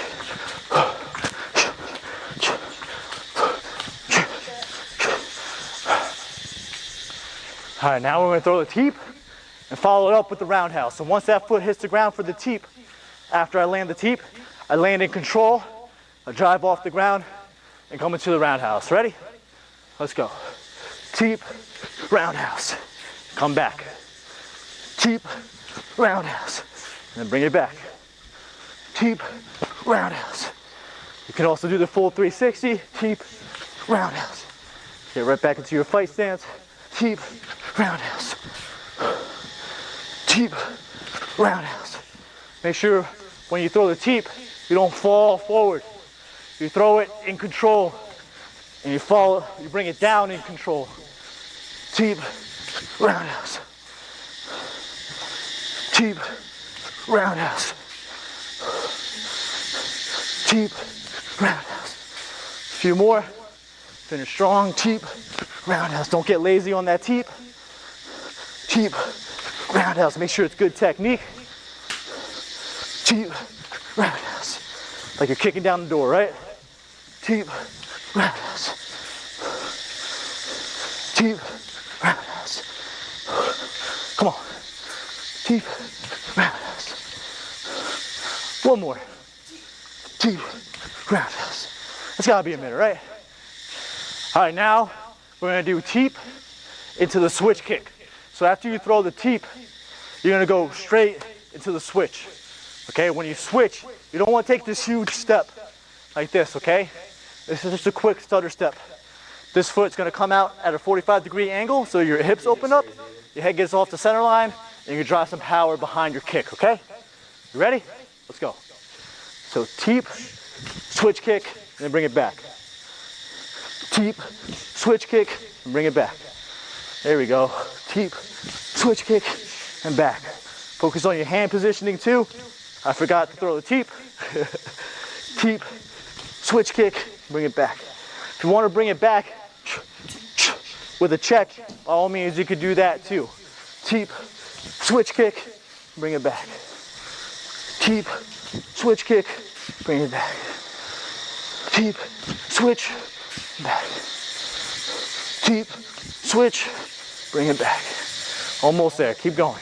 Good technique, good power, good control. Don't lose your breath.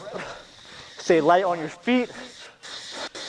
Teep, switch kick, bring it back. Sometimes I forget to do it because I talk too much. Teep, switch kick, and then bring it back. Do the full 360 if you want. Up to you. Teep, switch kick, back. Teep, switch kick, back. All right, next technique. You're gonna throw your rear push kick or your rear teep, right? Boom, and you're gonna follow through. And ideally you follow through where your foot steps off at a slight angle, and then you come into the rear roundhouse. So if you're orthodox, it's gonna be right push kick, left roundhouse, okay? When you throw this push kick, make sure you come in control. What I don't want is you to throw the teep and have no control of whether or not you can bring it back. You should be able to throw the teep and bring it back if you want, or you should be able to throw the teep and plant it down, okay? Just have control. You ready? Let's go. So teep, roundhouse, and bring it back. Teep, roundhouse, and bring it back. So it's the rear push kick. Drive your opponent. It's like a Spartan teep, right? So push kick, roundhouse, bring it back. Push kick, roundhouse, and bring it back. Stay light on your feet, hands up. Push kick, roundhouse. Push kick, roundhouse. Once that foot lands, you should be driving off the ground. Use that ground as a launching pad for that kick. Push kick, push kick, roundhouse. And bring it back. Always in control. Push kick, roundhouse. Push kick, roundhouse. push kick, roundhouse. Push kick, roundhouse. Almost there, keep pushing, come on, good technique. Push kick, roundhouse. Push kick, roundhouse. Hands up, chin tucked. Push kick, roundhouse. All right, next round is same, but different. You're gonna throw the rear push kick, right? And then you're gonna switch by bringing this back. This way you can cover distance, because if you teep someone with your rear, chances are they're gonna move back a little bit, so you need to cover distance. You're not gonna teep and bring it back and then try to kick. It'll be easy for them to get out of the way, right? So I throw the teep, and I make sure to switch my feet. This way I cover that distance, and I drive into that right roundhouse. So it's either right teep, right roundhouse if you're orthodox, or it's left teep, left roundhouse if you're southpaw, okay? All right, ready? Let's go. So push kick, roundhouse, and bring it back. Push kick, roundhouse, bring it back. That was lazy. Don't do what I just did. Push kick, roundhouse, bring it back, good. Push kick, roundhouse, and bring it back. Good balance, good control, nice quick footwork. Push kick, roundhouse, watch my feet if you can. Push kick, roundhouse, bring it back. Push kick, roundhouse, bring it back. Make sure your chin is tucked, your hands are up all the time. Stay light on your feet, relax your shoulders. Push kick, roundhouse, back. Push kick, roundhouse, back. Stay light, stay mobile. Push kick, roundhouse, and back. Push kick, roundhouse, and back. We're almost there. Finish strong. Push kick, roundhouse, back. Push kick, roundhouse. Hey, mat's falling apart. Too much power. Boom, boom, and back. Push kick, roundhouse. Good. All right, next we're gonna work on kicking while we're moving forward. So you're gonna throw the kick, then as you bring this back, you're gonna check, and then step this foot down, then throw this kick. Check, roundhouse, check, roundhouse, okay? If you want more drills, like check out the video with some advanced and beginner shadow boxing drills. But for now, let's finish strong, okay? So, gonna throw it right roundhouse, bring it back into a check, left roundhouse, check, right roundhouse, check, left roundhouse, right roundhouse, check, left roundhouse, check, right roundhouse, check. Good control, good composure, good power in those kicks. Don't get lazy. Focus on the technique in your hands, in your lower body, in your checks, and everything. Roundhouse, check. Roundhouse, check. Roundhouse. Roundhouse, check. Almost there, come on. Roundhouse, check. Almost lost balance there. Almost there. Check. Roundhouse, check. Roundhouse, check. One more. Roundhouse, check. Roundhouse, check. Roundhouse, check. Roundhouse, check. Is that good? I hope you enjoyed those workouts, or that workout, and those drills. If you did, make sure you check out the other follow-along workouts that I have on my YouTube. But you can also download a free 30-minute follow-along shadow boxing workout in the description below. And check out thefighter'sbody.com. See you in the next video. It was looking kind of tough. Kind of sweating from that. I'll give that performance, my performance. That was a good, nice little warm-up. But, god damn it. It's been a month since I've been to the gym. But I give that performance, my performance, like a 3 out of 10. I couldn't even keep up. Oh, yeah. Let me just grab a napkin.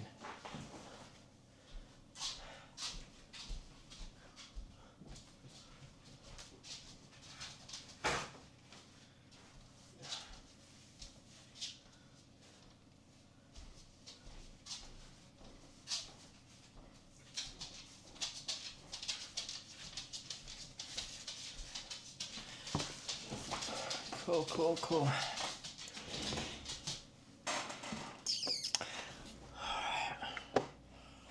Boom. This is what our channel is saying right now. So, level up, brainstorming, building, reading, brainstorming. Oh, guys, we're really trying to get 100 subscribers by the end of the month. So it's 12 o'clock now, so it's the 16th. We want to get 100 subscribers, so we have about 2 weeks. We got 2 weeks. We're at 83 right now. It's amazing. I'm grateful. I want to put in more work. I know that's what's required, but let me show you guys my dashboard. Pretty cool. It's the analytics. A lot of my content, the shorts obviously get the most views. Ow. And then the videos, the live stream, not too much, but this is the funnel, impressions and views from the impressions, watch time. If you guys are curious about this, this is, sorry. Watch hours. Before you can start making money, this is the way to go it. So it looks like you need 1,000 subscribers. You need 1,000 subscribers before your channel gets monetized, and one of the following. Oh.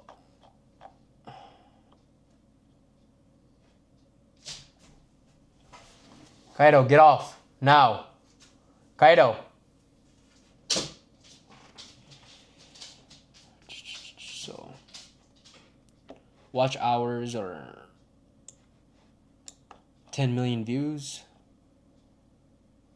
Or maybe this is this a 500 subscribers? Maybe this is 500 subscribers for the long form. Maybe this is the long form, and then maybe this is the short form. Yeah, this makes sense. 10,000 views. Yeah, I'm not really too worried about this one. I don't really care about making money on YouTube. I just want to make content, connect with you guys, and talk business. If anybody can talk business with me, I get super excited. That's like my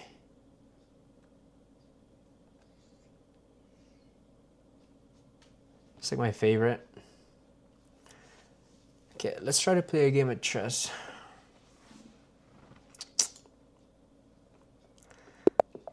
Okay. All right.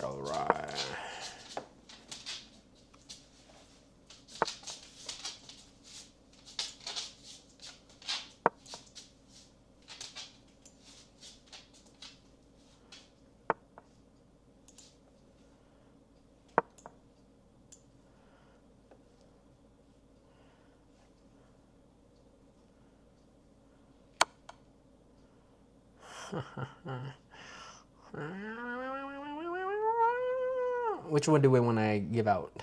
Do we want to give out the... Oh, fuck it, man.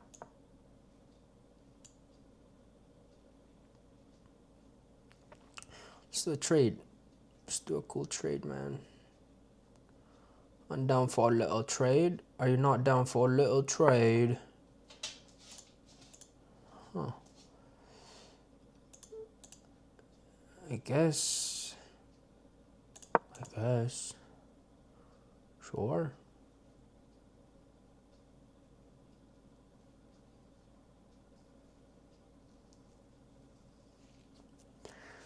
Now, I need to get better at narrating these when I'm making these videos, because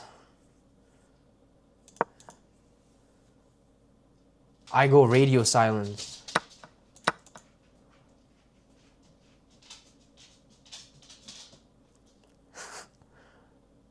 Like this. I'm literally going radio silent right now. Like I said, this guy can't go anywhere, so this guy can only go back there. He can only go back there, man. Fuck this guy. Fuck him up.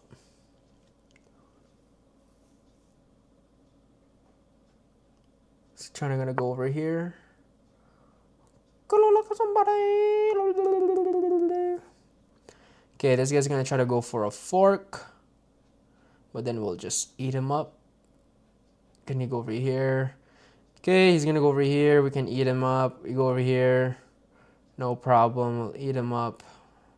That's gonna prevent us from making any.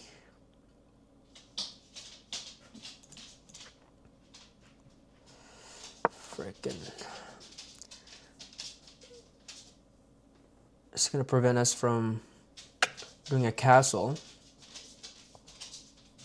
Players from India are typically always good. Now my elo is very low, of course, 443. But regardless, I still love the game of chess. We're still a student, you know? So I'll take that piece. Thank you. Now, do you think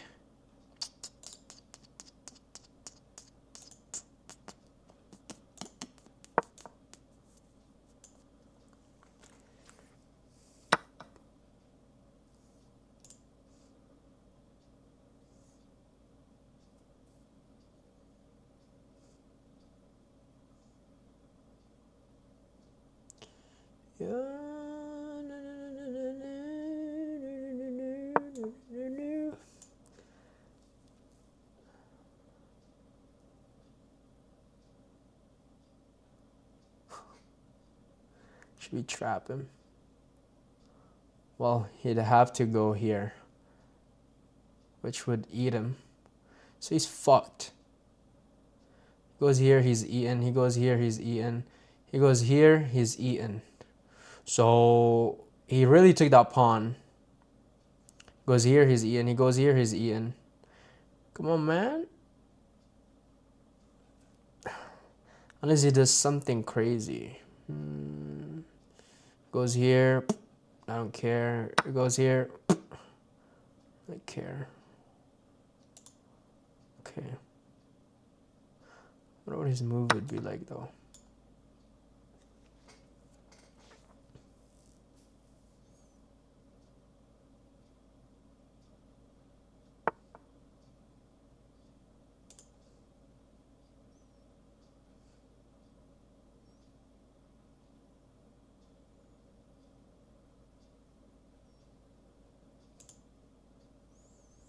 Let's get this.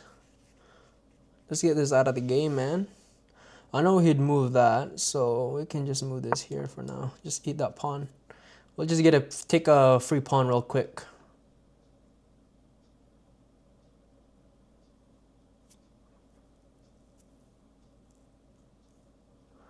Unless he brings out some crazy. No, that's crazy to protect. Not unless we want to do this. We'll do this. Ah, shit. That's stupid of me. Oh! He I fucked myself up there, but he kind of just allowed me. He saved me. Thank you. He saved me from making a rookie mistake.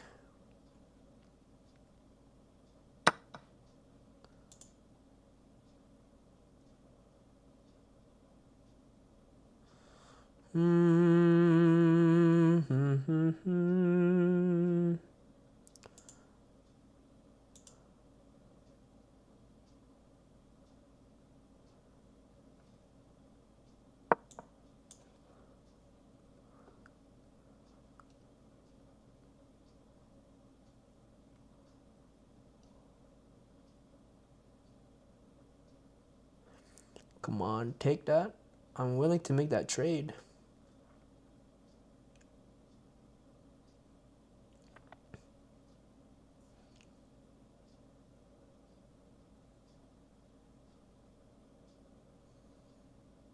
Trying to see.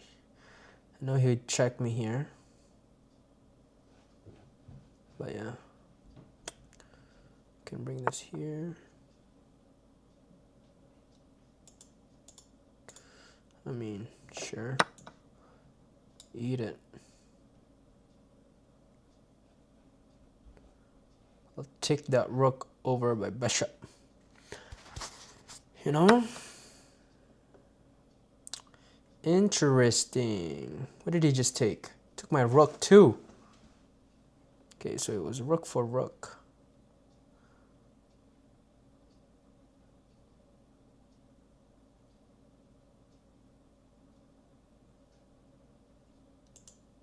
Take this.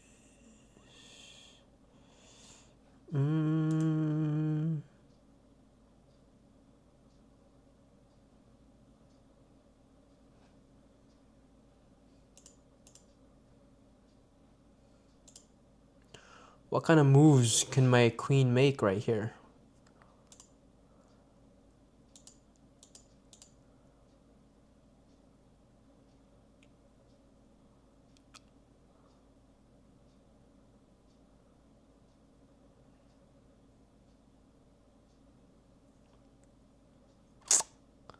Fuck. Contemplating now.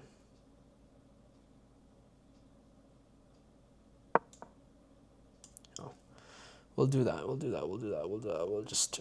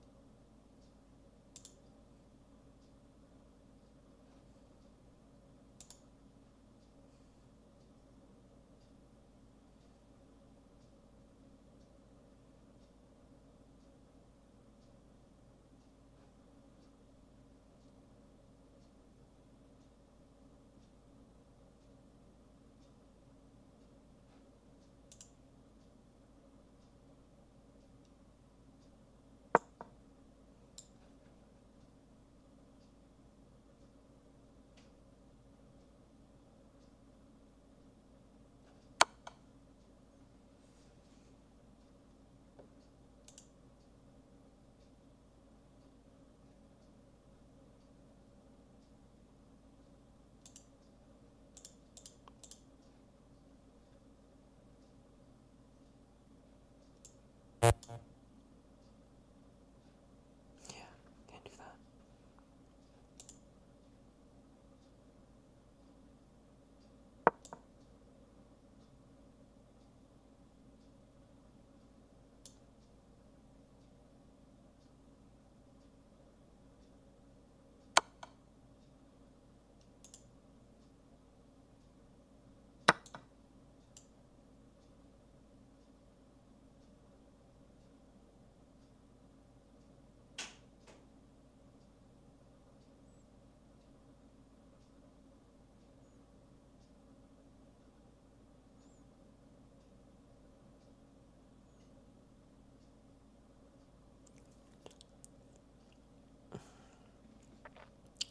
This guy doesn't seem like he wants to lose his king. Oh.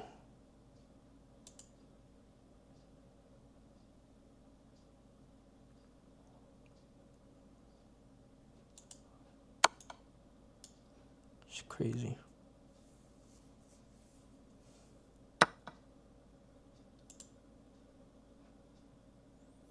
Get the fuck out of here, pussy. Let the king eat sometimes, you know? You gotta let the king eat. Resignation, dog. Come on now, man. It was about to get fun. Do we count that as a dub, guys? Nah.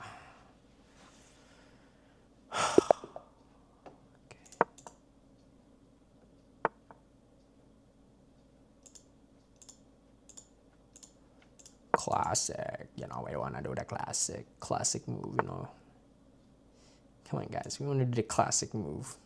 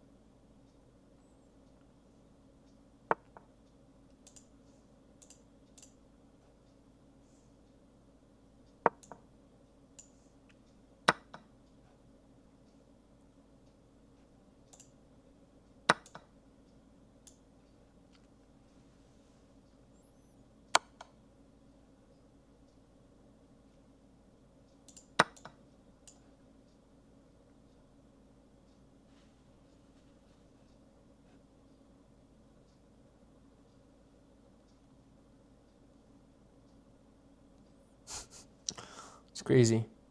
No more queen.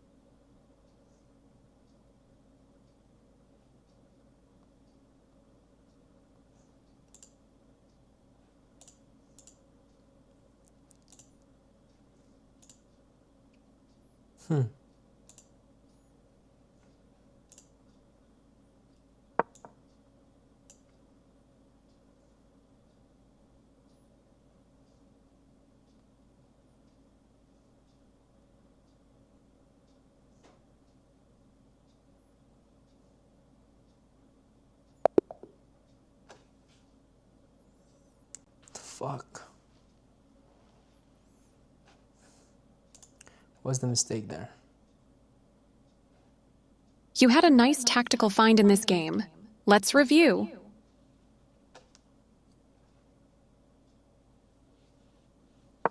Best by test. This move has proven strong in countless games. A textbook, a common second move, an active knight, doubling your attack on the pawn and opening up your dark squared. This seems like a mistake to me. You force the checking bishop away with a pawn. You get a chance to win a pawn by kicking a key defender. You missed a better way to tactically win a pawn. You get a chance to win a pawn by kicking a key defender. You missed their threat. You had an opportunity to eventually win a pawn.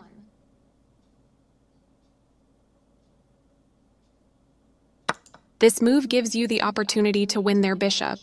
They overlooked the critical move, not spending enough time. Nice vision spotting and capturing that vulnerable bishop. Their queen, this was the only move. Creating a pawn, it's good. Capturing your hanging. Your best move was to centralize a knight so it controls more squares. Centralize your knight to control more square. Their knight comes into play, attacking the center. You're going to end up losing a pawn.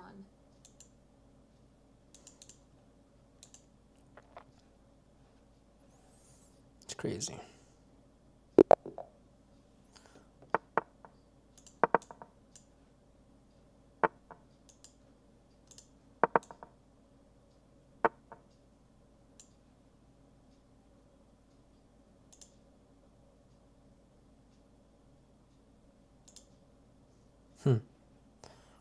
I sense some fishiness here.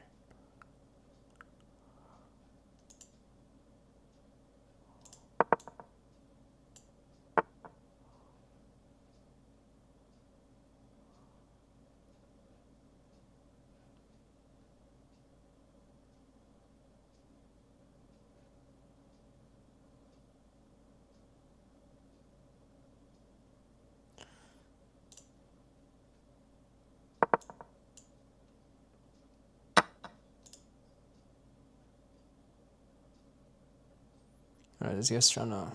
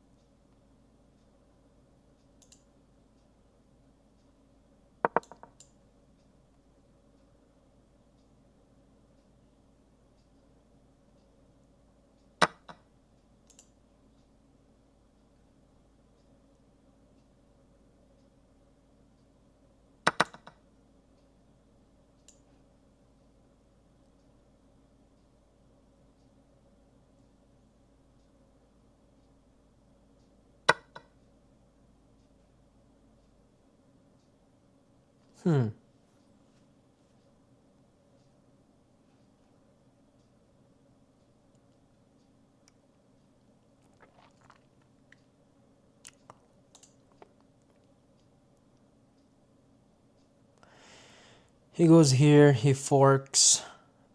He goes here. Can eat him here. Can eat him here. He goes here. Can eat him there. He goes here. I can eat him there. Do that.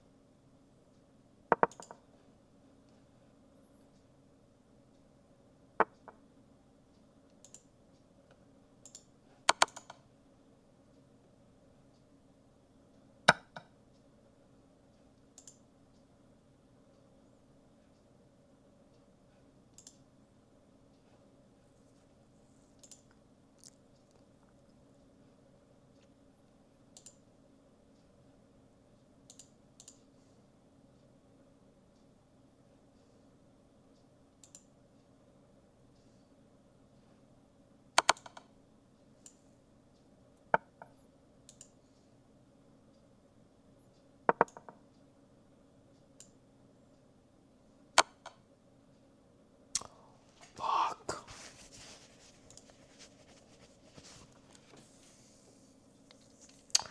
Just lost a rook. Yeah, I can't even fucking... Fuck.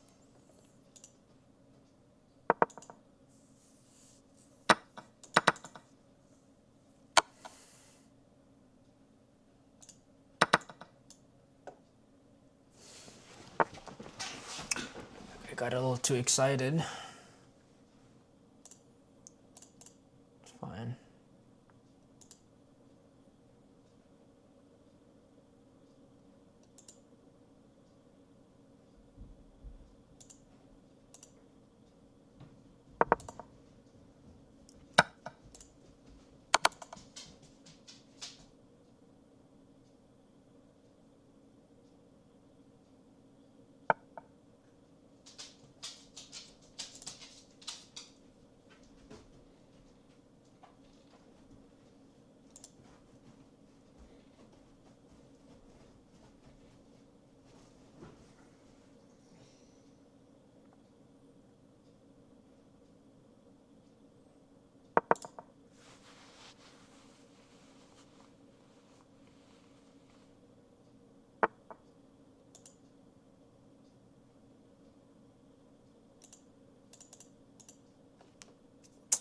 Okay, I got pinned. No problem. Pinned, and then I'll just eat it. So it's a trade. So what can we do in the meantime? Maybe what we can do is can definitely move this. Well, move it in a black square.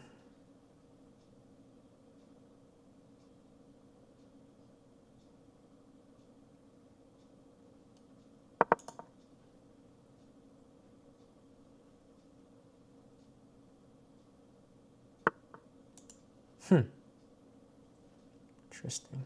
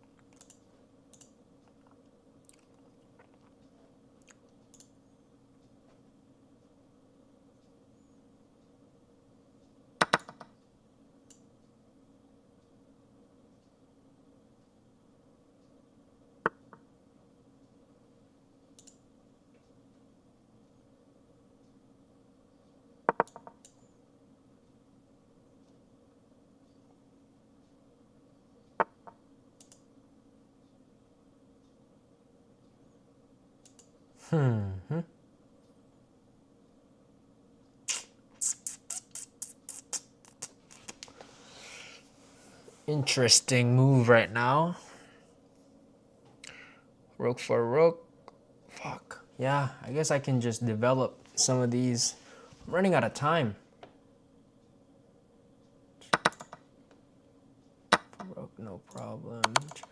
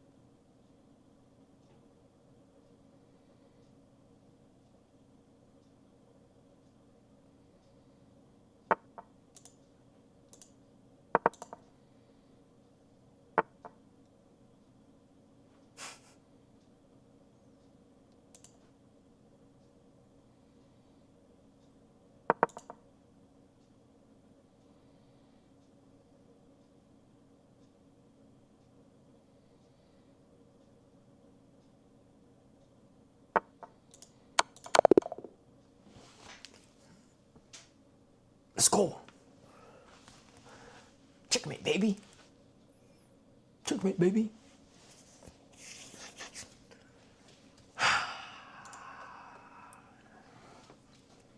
Check that mate, baby. You couldn't go up there because I fucking blocked your ass. Boom. That wasn't a stalemate because this motherfucker can still move. Can't go there. Can't go here. Can't go there. Yo, ate. I ate. Wow. That was one. Should we play another one though? Should we play another one? Another one. Should we play another one? Another one. Another one. Another one. Another one. Another one. Another one. Okay, cool. We'll play another one. We'll play another one.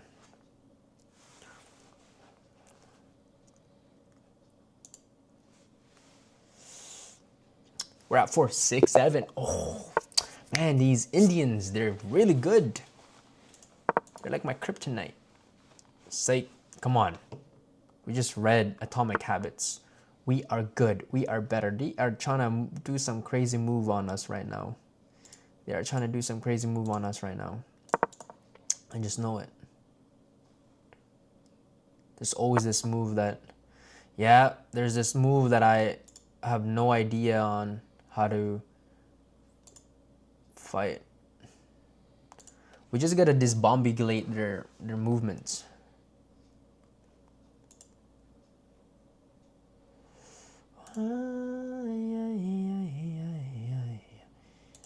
Okay, we gotta fuck up their movements somehow.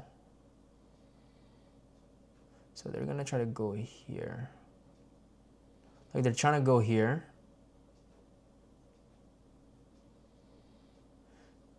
Which we wouldn't be able to because then we would be checkmate. So we gotta bring this. That over there. Fuck! Fuck it, yeah. And I'll eat your fucking bishop. Motherfucker. Starting to get this game, man.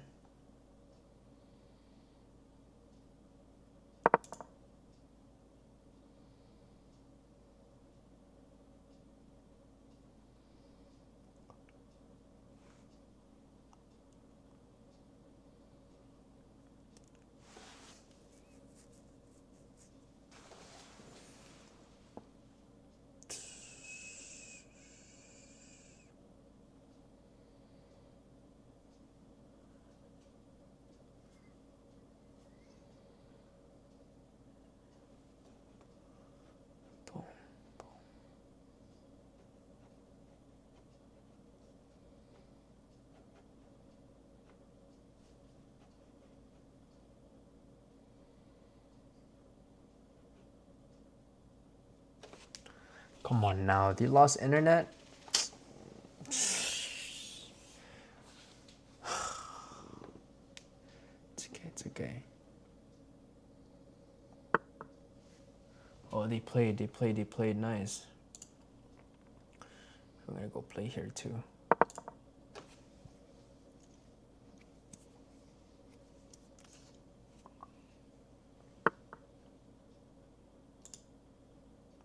Let's just get some pieces moving, dog. Come on now.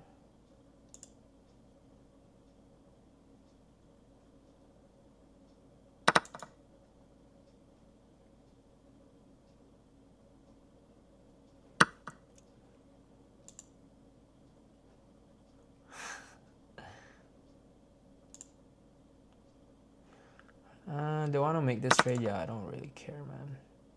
I'll make that trade any day. We'll scare.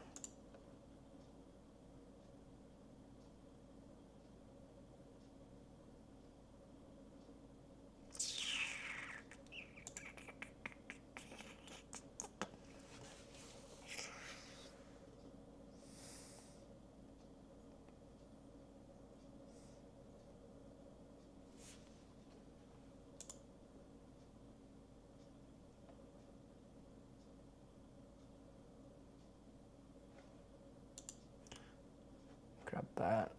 Boom. Boom.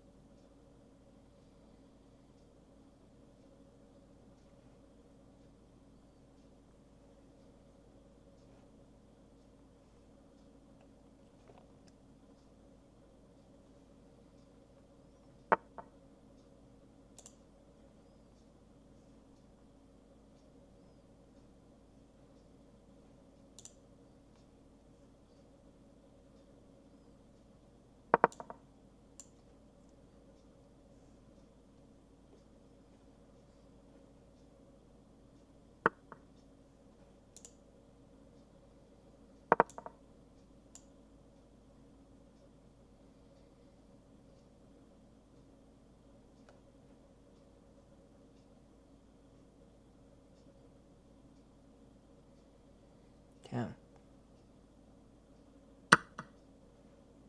What did he just eat? Fuck.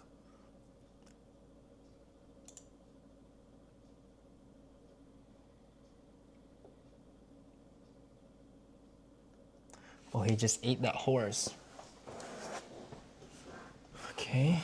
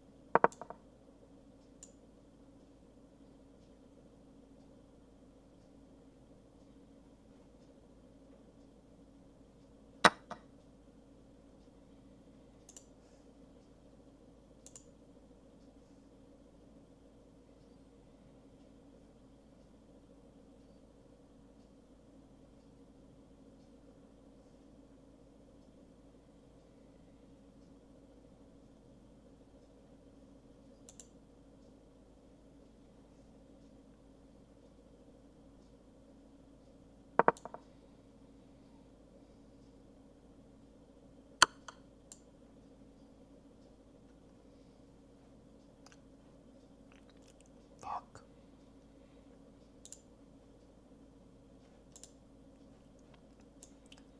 I can't castle, right? Yeah, I can't.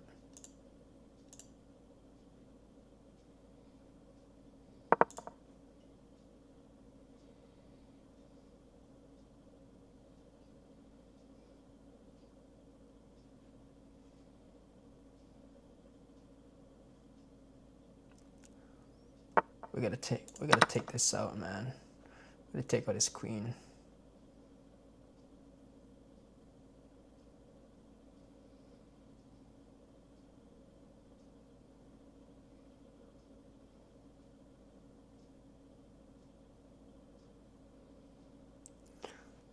gonna go queen for queen. This guy knows how to use his queen.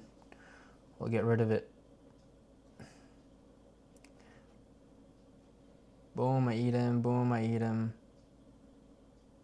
Boom, I eat him. Boom, I eat him. I don't really care. I'll get rid of his queen.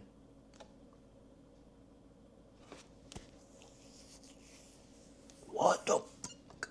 What just happened there?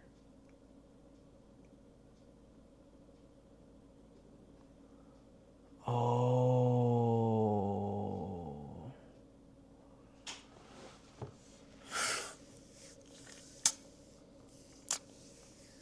Fuck. It's crazy. Crazy. Crazy. Tough loss. Tough loss.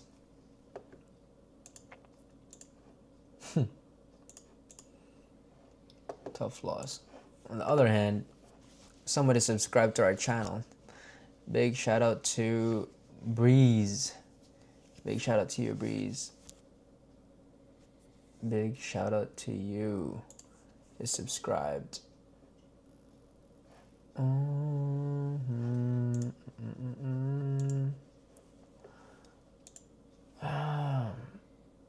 It's crazy. This video is so odd. It only got 4 views. The reason why it's so important to niche down. What an interesting. Holy. Yo, what up, James? I was just playing chess. I won 3 games and I just lost 1.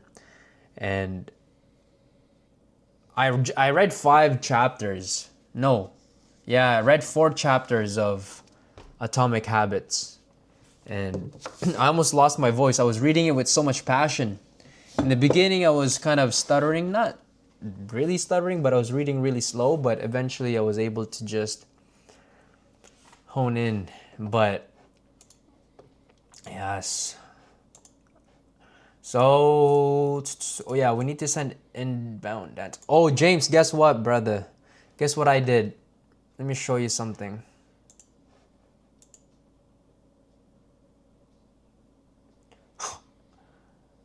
Oh, this is my friend. Glad he's doing well. Look what happened. I had a conversation with you and I had to pull the trigger. And I have to. Holy stimmer. So we reached out to a few people.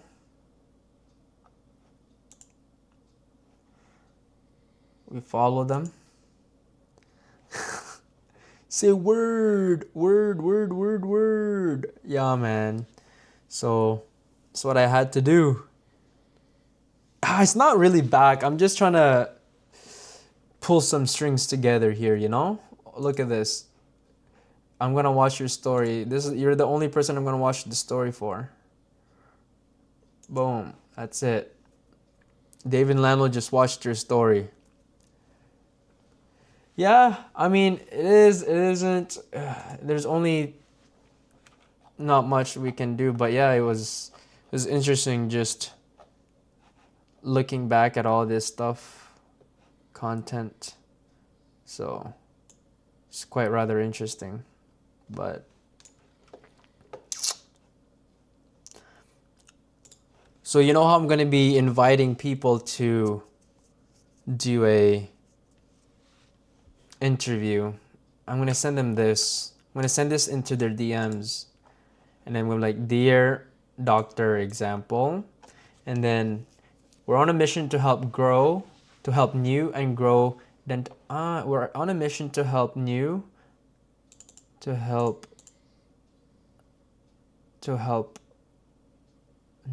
and growing dental clinics improve patient acquisition through smarter marketing strategies. While reviewing those in the area, your growth really stood out. We'd love to invite you to a quick 5-minute interview to share your experience growing your patient base. It feels too salesy. Must be nice, man. You have a crazy run in the summer with the content on that page. Yeah, I'm going even crazier with the David Castile. I got so much content in the pipeline, so it's very interesting. Full access to the interview recording, and then I'm gonna send this on this page, because everything on Inbound Dental is here too anyway, so that way I have a little bit of leverage. And then, but I want to reword this. We're on a mission to help, I just want to say to help dental clinics, because I don't want them to feel like they're giving out the sauce. We're on a mission to help dental clinics improve patient acquisition through smaller marketing strategies. While reviewing clinics in the area, your clinic really stood out. Would love to invite you to a quick 5-minute interview to share. Now, do you like that it's like this? I feel like this is kind of not formal, right? Is that better that way? What format is better? Perhaps.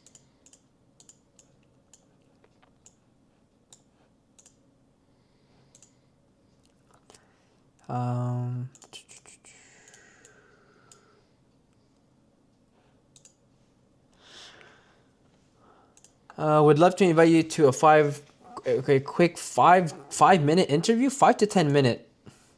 5 to 10 minute. Yo, James, are you still here? I want to show you something. It's okay. Think formatting.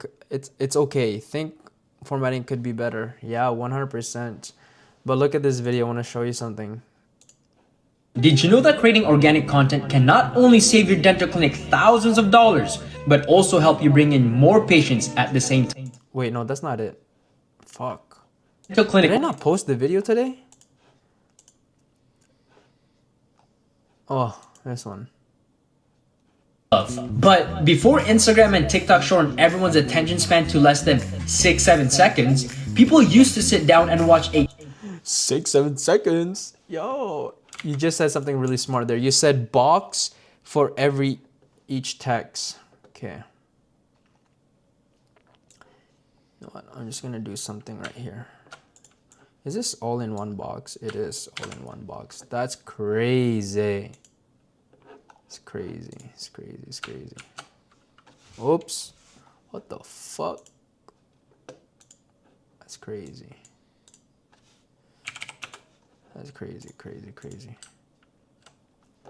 So you said box every single one. What's going on here, man? Exit video. So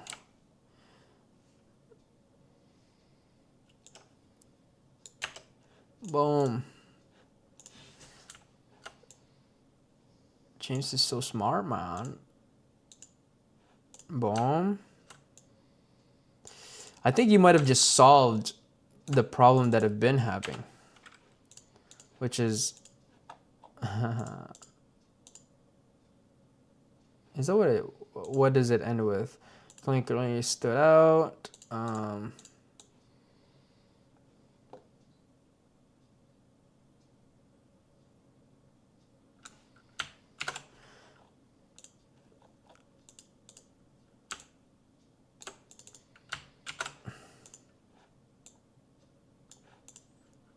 There we go.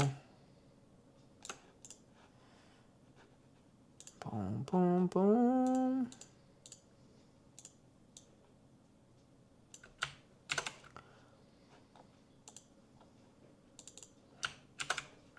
As a token of appreciation, you'll receive. Boom.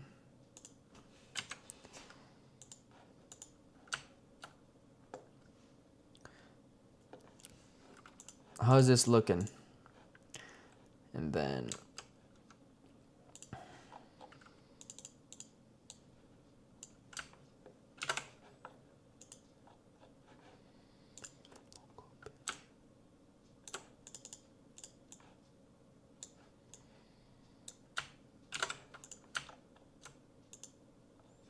hell is that? Oh, that's the tooth. What happened to it?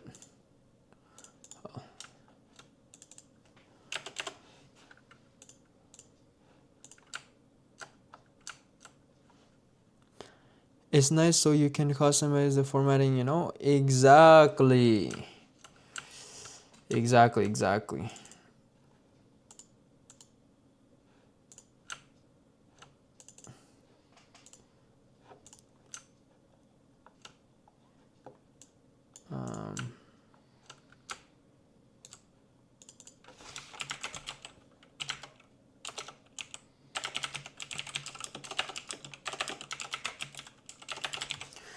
Yo, James, you're actually a Canva god.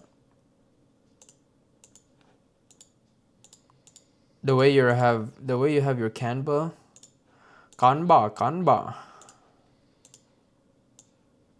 It's actually pretty good. Okay. Why is this one so spaced out and this one isn't? Bring in the left or right side.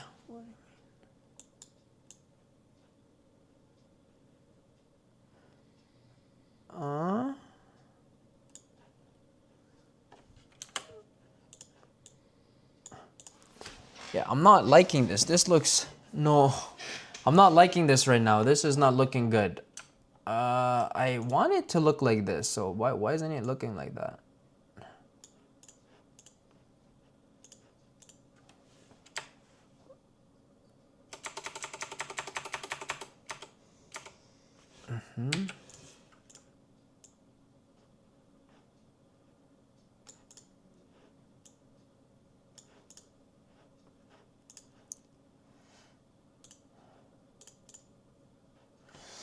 No. If you're open to it, would love to feature your story.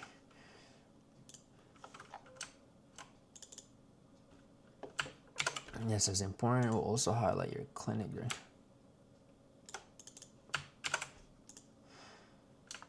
It looks too wordy. What's going on here?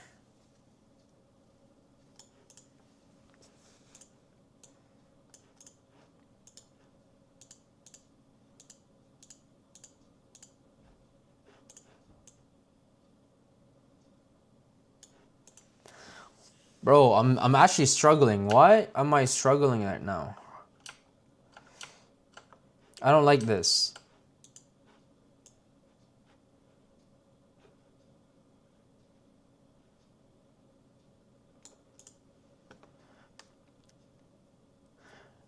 All right, brother. Good night, man. Sleep well.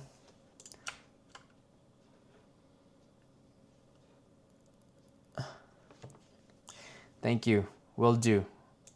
Easy peasy, brother. All I have to do is fucking press buttons.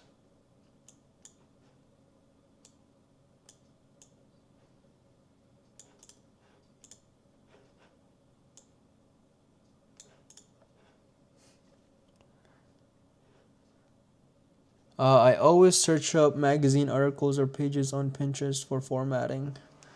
Okay, I'll look at that. Pinterest. I think I created an account too on Pinterest.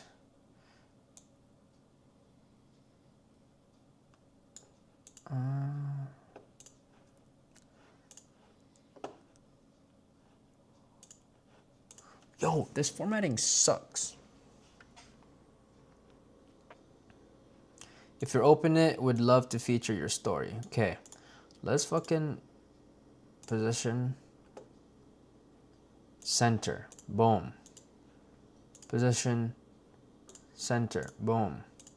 Position, center. Position, center. Position, center. We're on a mission to help dental clinics improve patient acquisition through smarter marketing strategies. While reviewing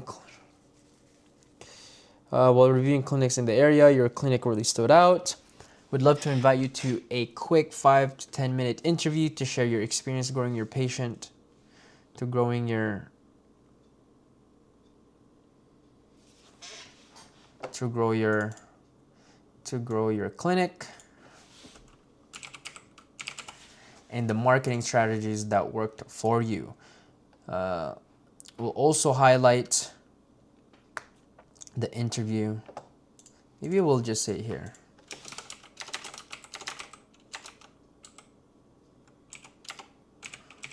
We'll also highlight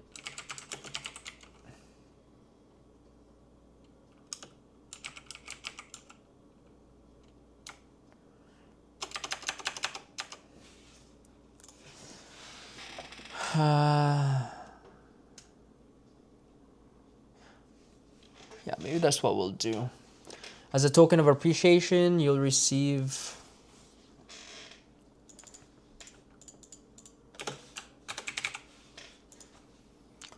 also maybe it's just too wordy right now.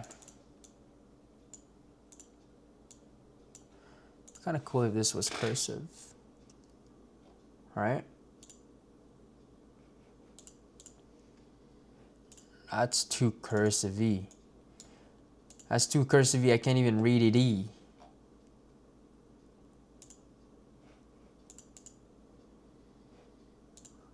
That's too cursive, man. We'll just stick to fucking mukti. Sometimes when you do too much,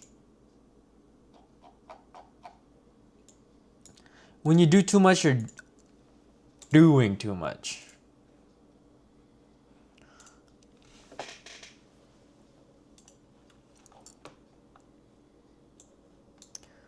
Okay.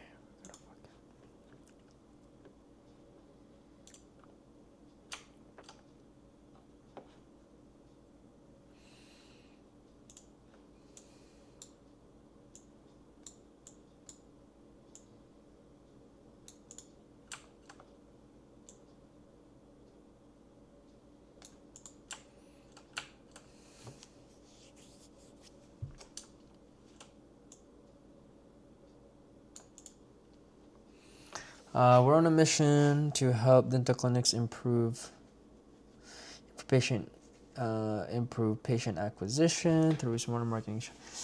While reviewing clinics in the area, your clinic really stood out. Would love to invite you to a quick 5 to 10 minute interview to share your experience growing your clinic and the marketing trends that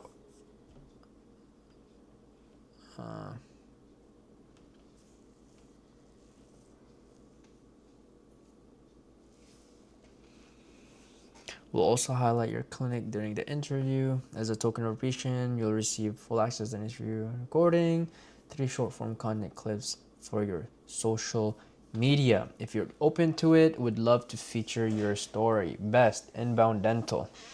I think this is fine. This is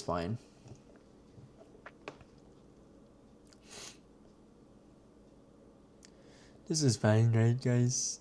This is fine.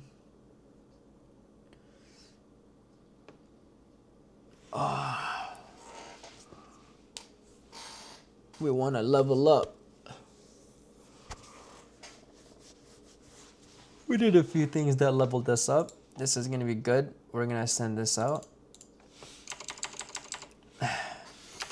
Now, should it be white or should it be this color?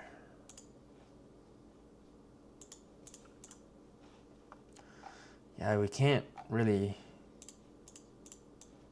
notice. What if I know we won't do it, but I'm just saying, what if it was this color? Actually, that might work out. That might work out better.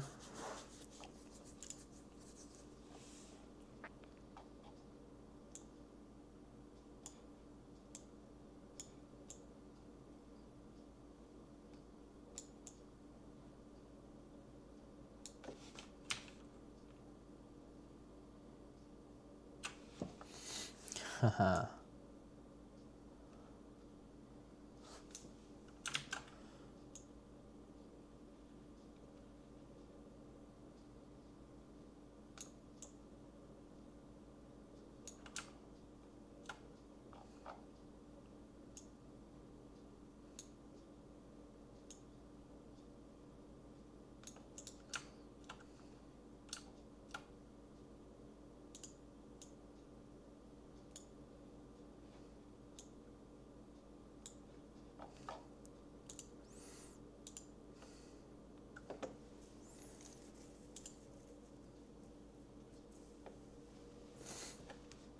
How do you have like a bouquet?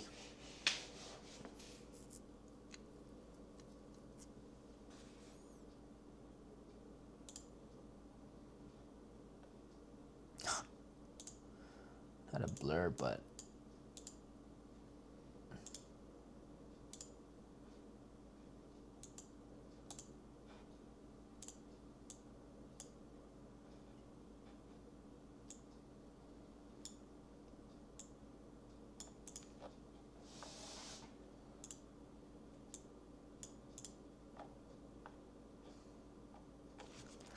there we go.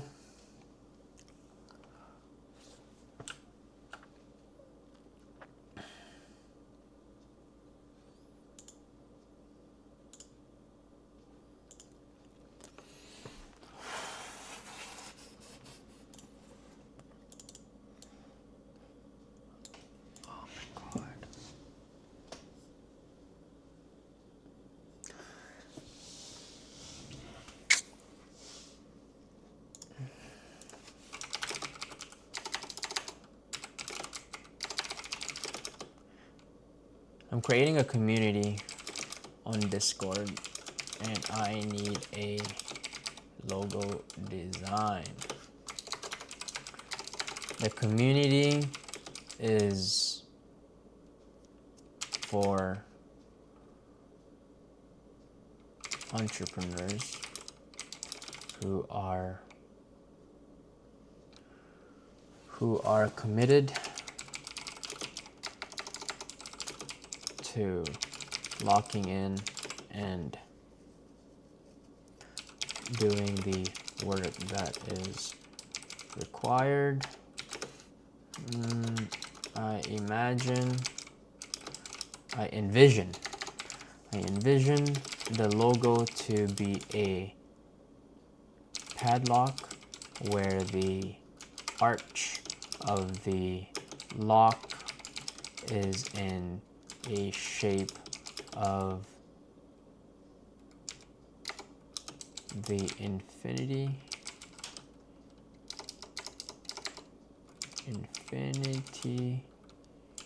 design representing being locked in forever. I envision this to be a dark theme, very minimal, but yet slick and bold.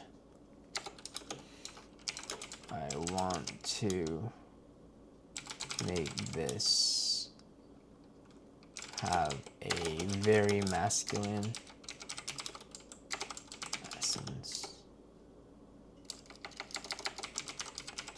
energy. All right, we're getting ChatGPT to generate us a logo for this Discord community that we are going to be building. Interesting. We will see. See. Ooh. Come on now. That's Loki sick. Yo, Chat GPT is insane. Feels heavy, very stoic. I like this. It's very powerful, to say the least. It's called Locked In. No keys. Let's just have a look at this.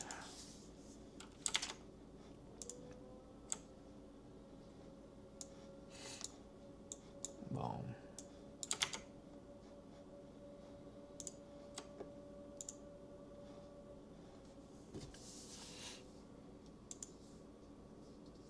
Server settings.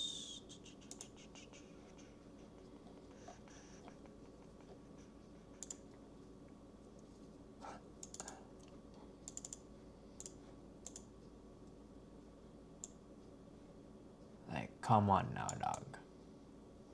Come on, is that tough? It's kind of tough. It's kind of tough in my opinion. Locked in.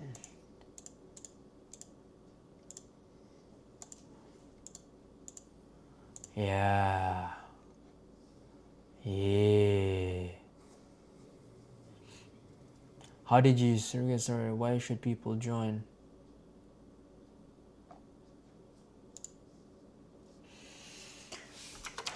This server.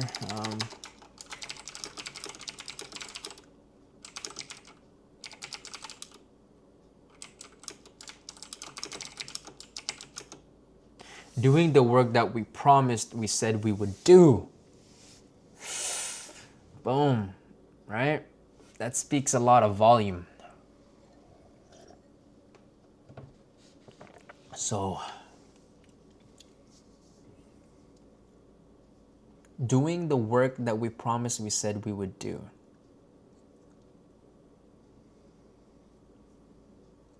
Doing the work we promised we said we would do. Locked in. Let's go, man.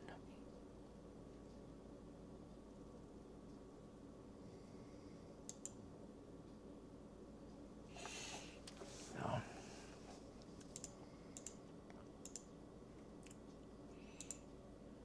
Boom, boom, boom. Boom, boom, boom, boom, boom. Off topic, lounge, meeting room. So this was my old one. Fit for business. We had YouTube, rules. I can copy and paste everything. Daily wins, love journey, wealth journey, health journey. I think this is very, very important. We will also do questions and answers, love journey. Yeah.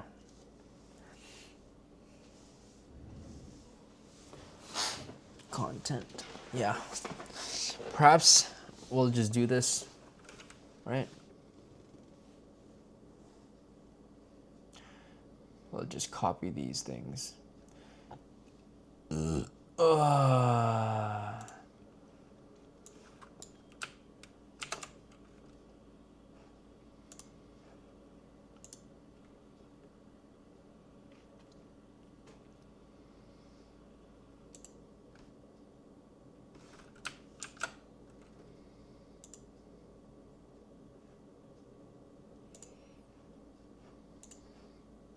Gonna delete that channel. Delete this channel.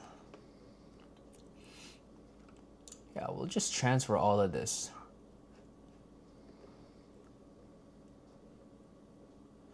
Wealth journey. Yeah.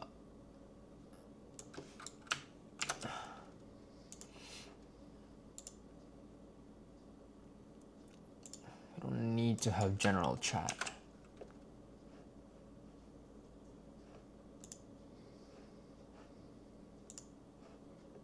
Wealth journey, resources. Nah, we don't need no resources. Information, text channels, voice channels. No lounge, man. We don't lounge around here. We got some. We're kind of cool, man. I'm gonna call this one the vault.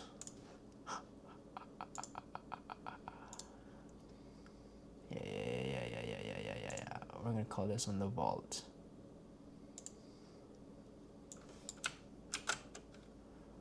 The vault.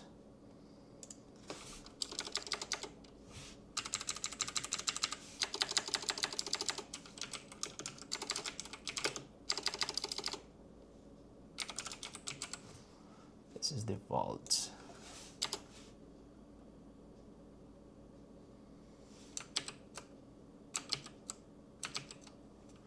What the fuck is that again? The vault. What kind of emoji should we have here for the vault?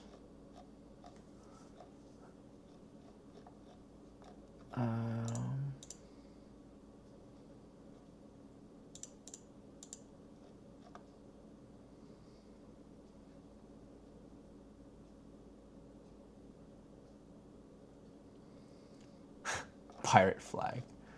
Just be kind of, yo, you're going to the vault, so it needs to be like a lock. They say lock. Yeah.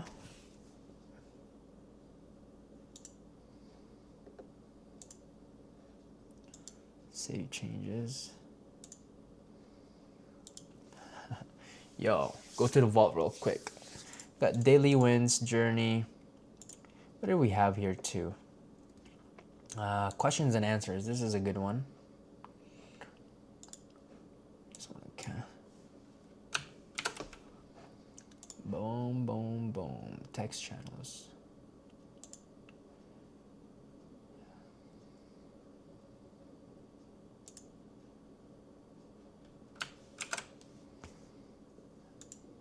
Boom.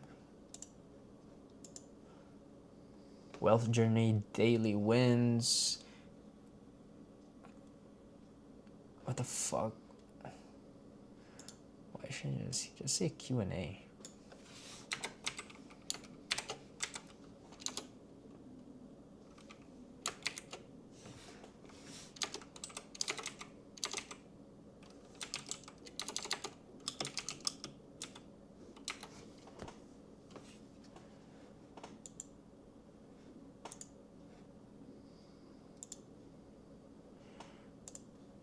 Am I not allowed to use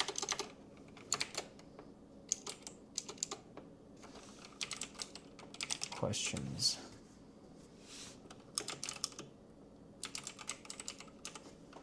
Maybe question and answers. The key to life is asking good questions.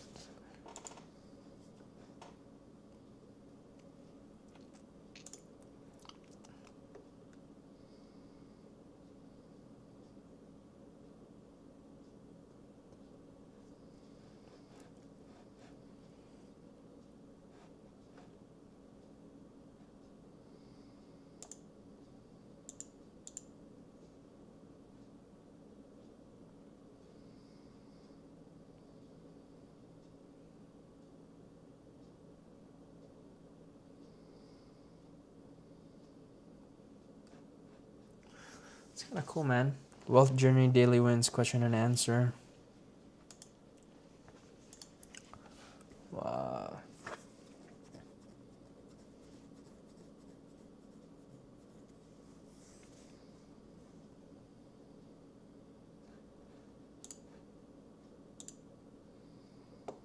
Yeah. We'd have general something. I think we should have general. I think we should have general for sure.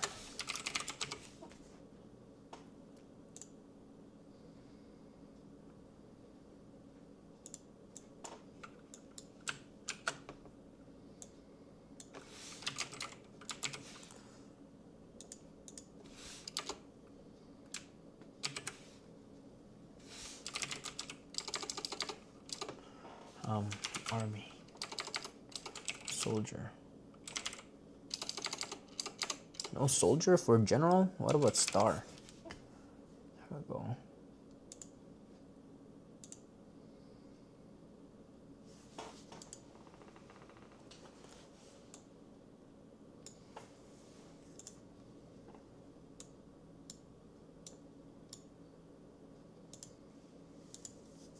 Default. Announcements.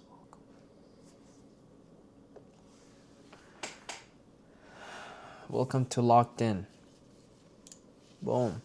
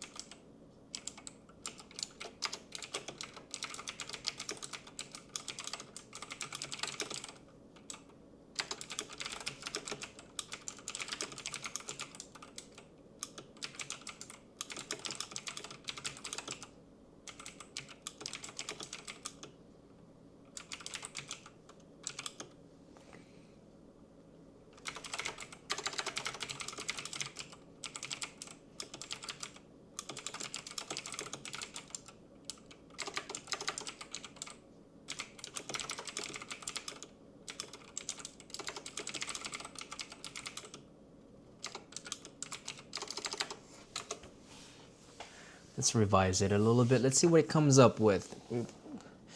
We asked it.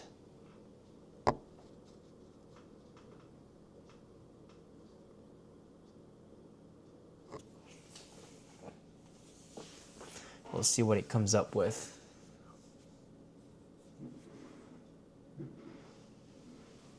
Man, people really be shoveling right now. Oh.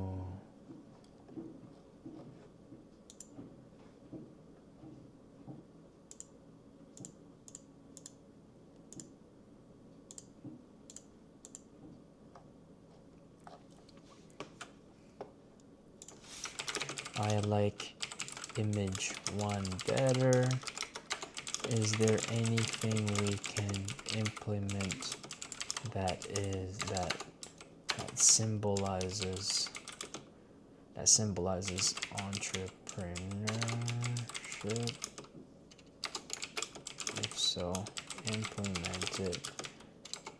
I would also like to revise the infinity design.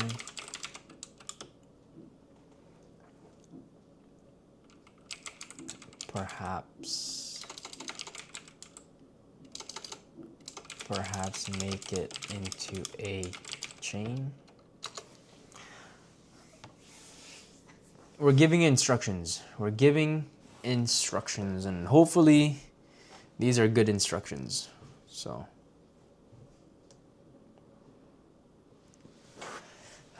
after this, we're gonna go to bed. It's 2 o'clock.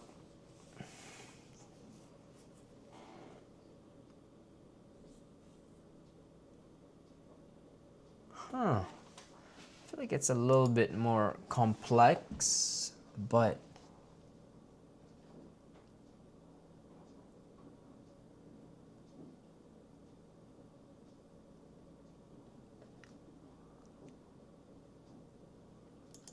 no, I don't like it. Remove the upward graph. Can we make it so that the chain spells out the name locked in? That'd be kind of cool. Let's see the design it comes up with. Now, I know I have limited amount of tokens for ChatGPT to generate me these images because I don't have the paid version. I'd have to upgrade, but we'll see what it comes up with. But sometimes when you ask it for too many revisions, it ruins it, right? So we might just end up sticking to this one right here. The fuck is this anyway?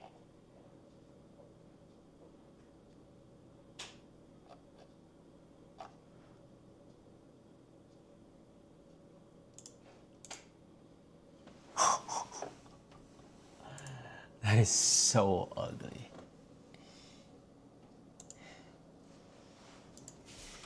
Keep it in the infinity.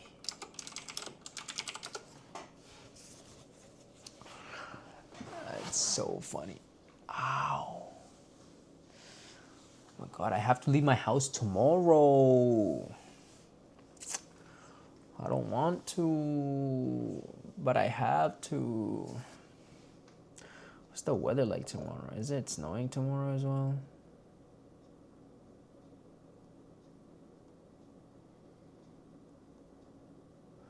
That's crazy. Tomorrow is cold as hell.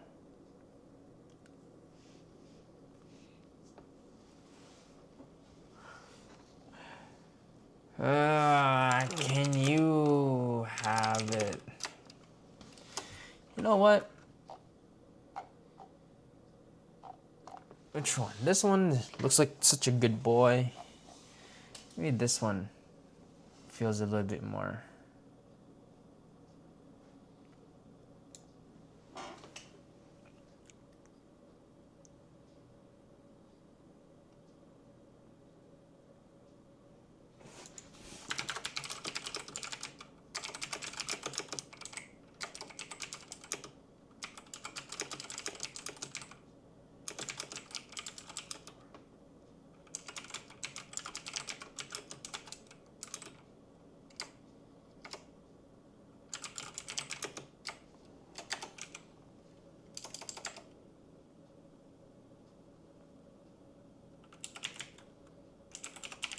Trajection.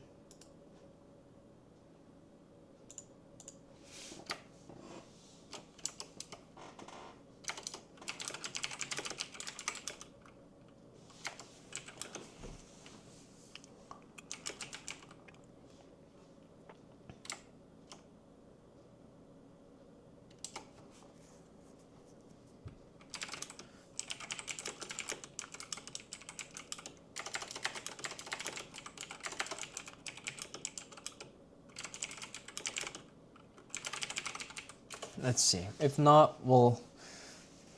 This one. Okay, I'll try. Oh.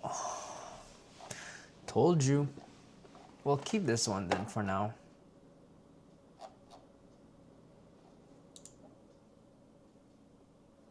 We're locked in, man. Chains. Masculine. Boom. But this one too. You know what, man? I feel like this one's doing a little too much. I'll try this one.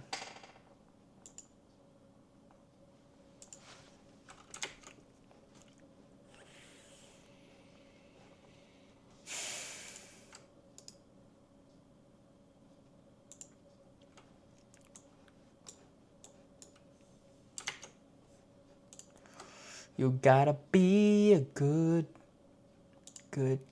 man.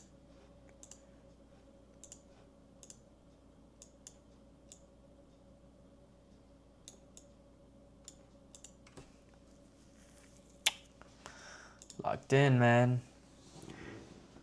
Locked up in. All right, gentlemen, thank you all for watching this stream. We read the book. We played some chess. We shadow boxed. And we created the community. So tomorrow, back at it again. We're going to do some outreach. We're going to reply. And we are going to make some money. So yeah, other than that, I am looking forward to seeing you on the next stream.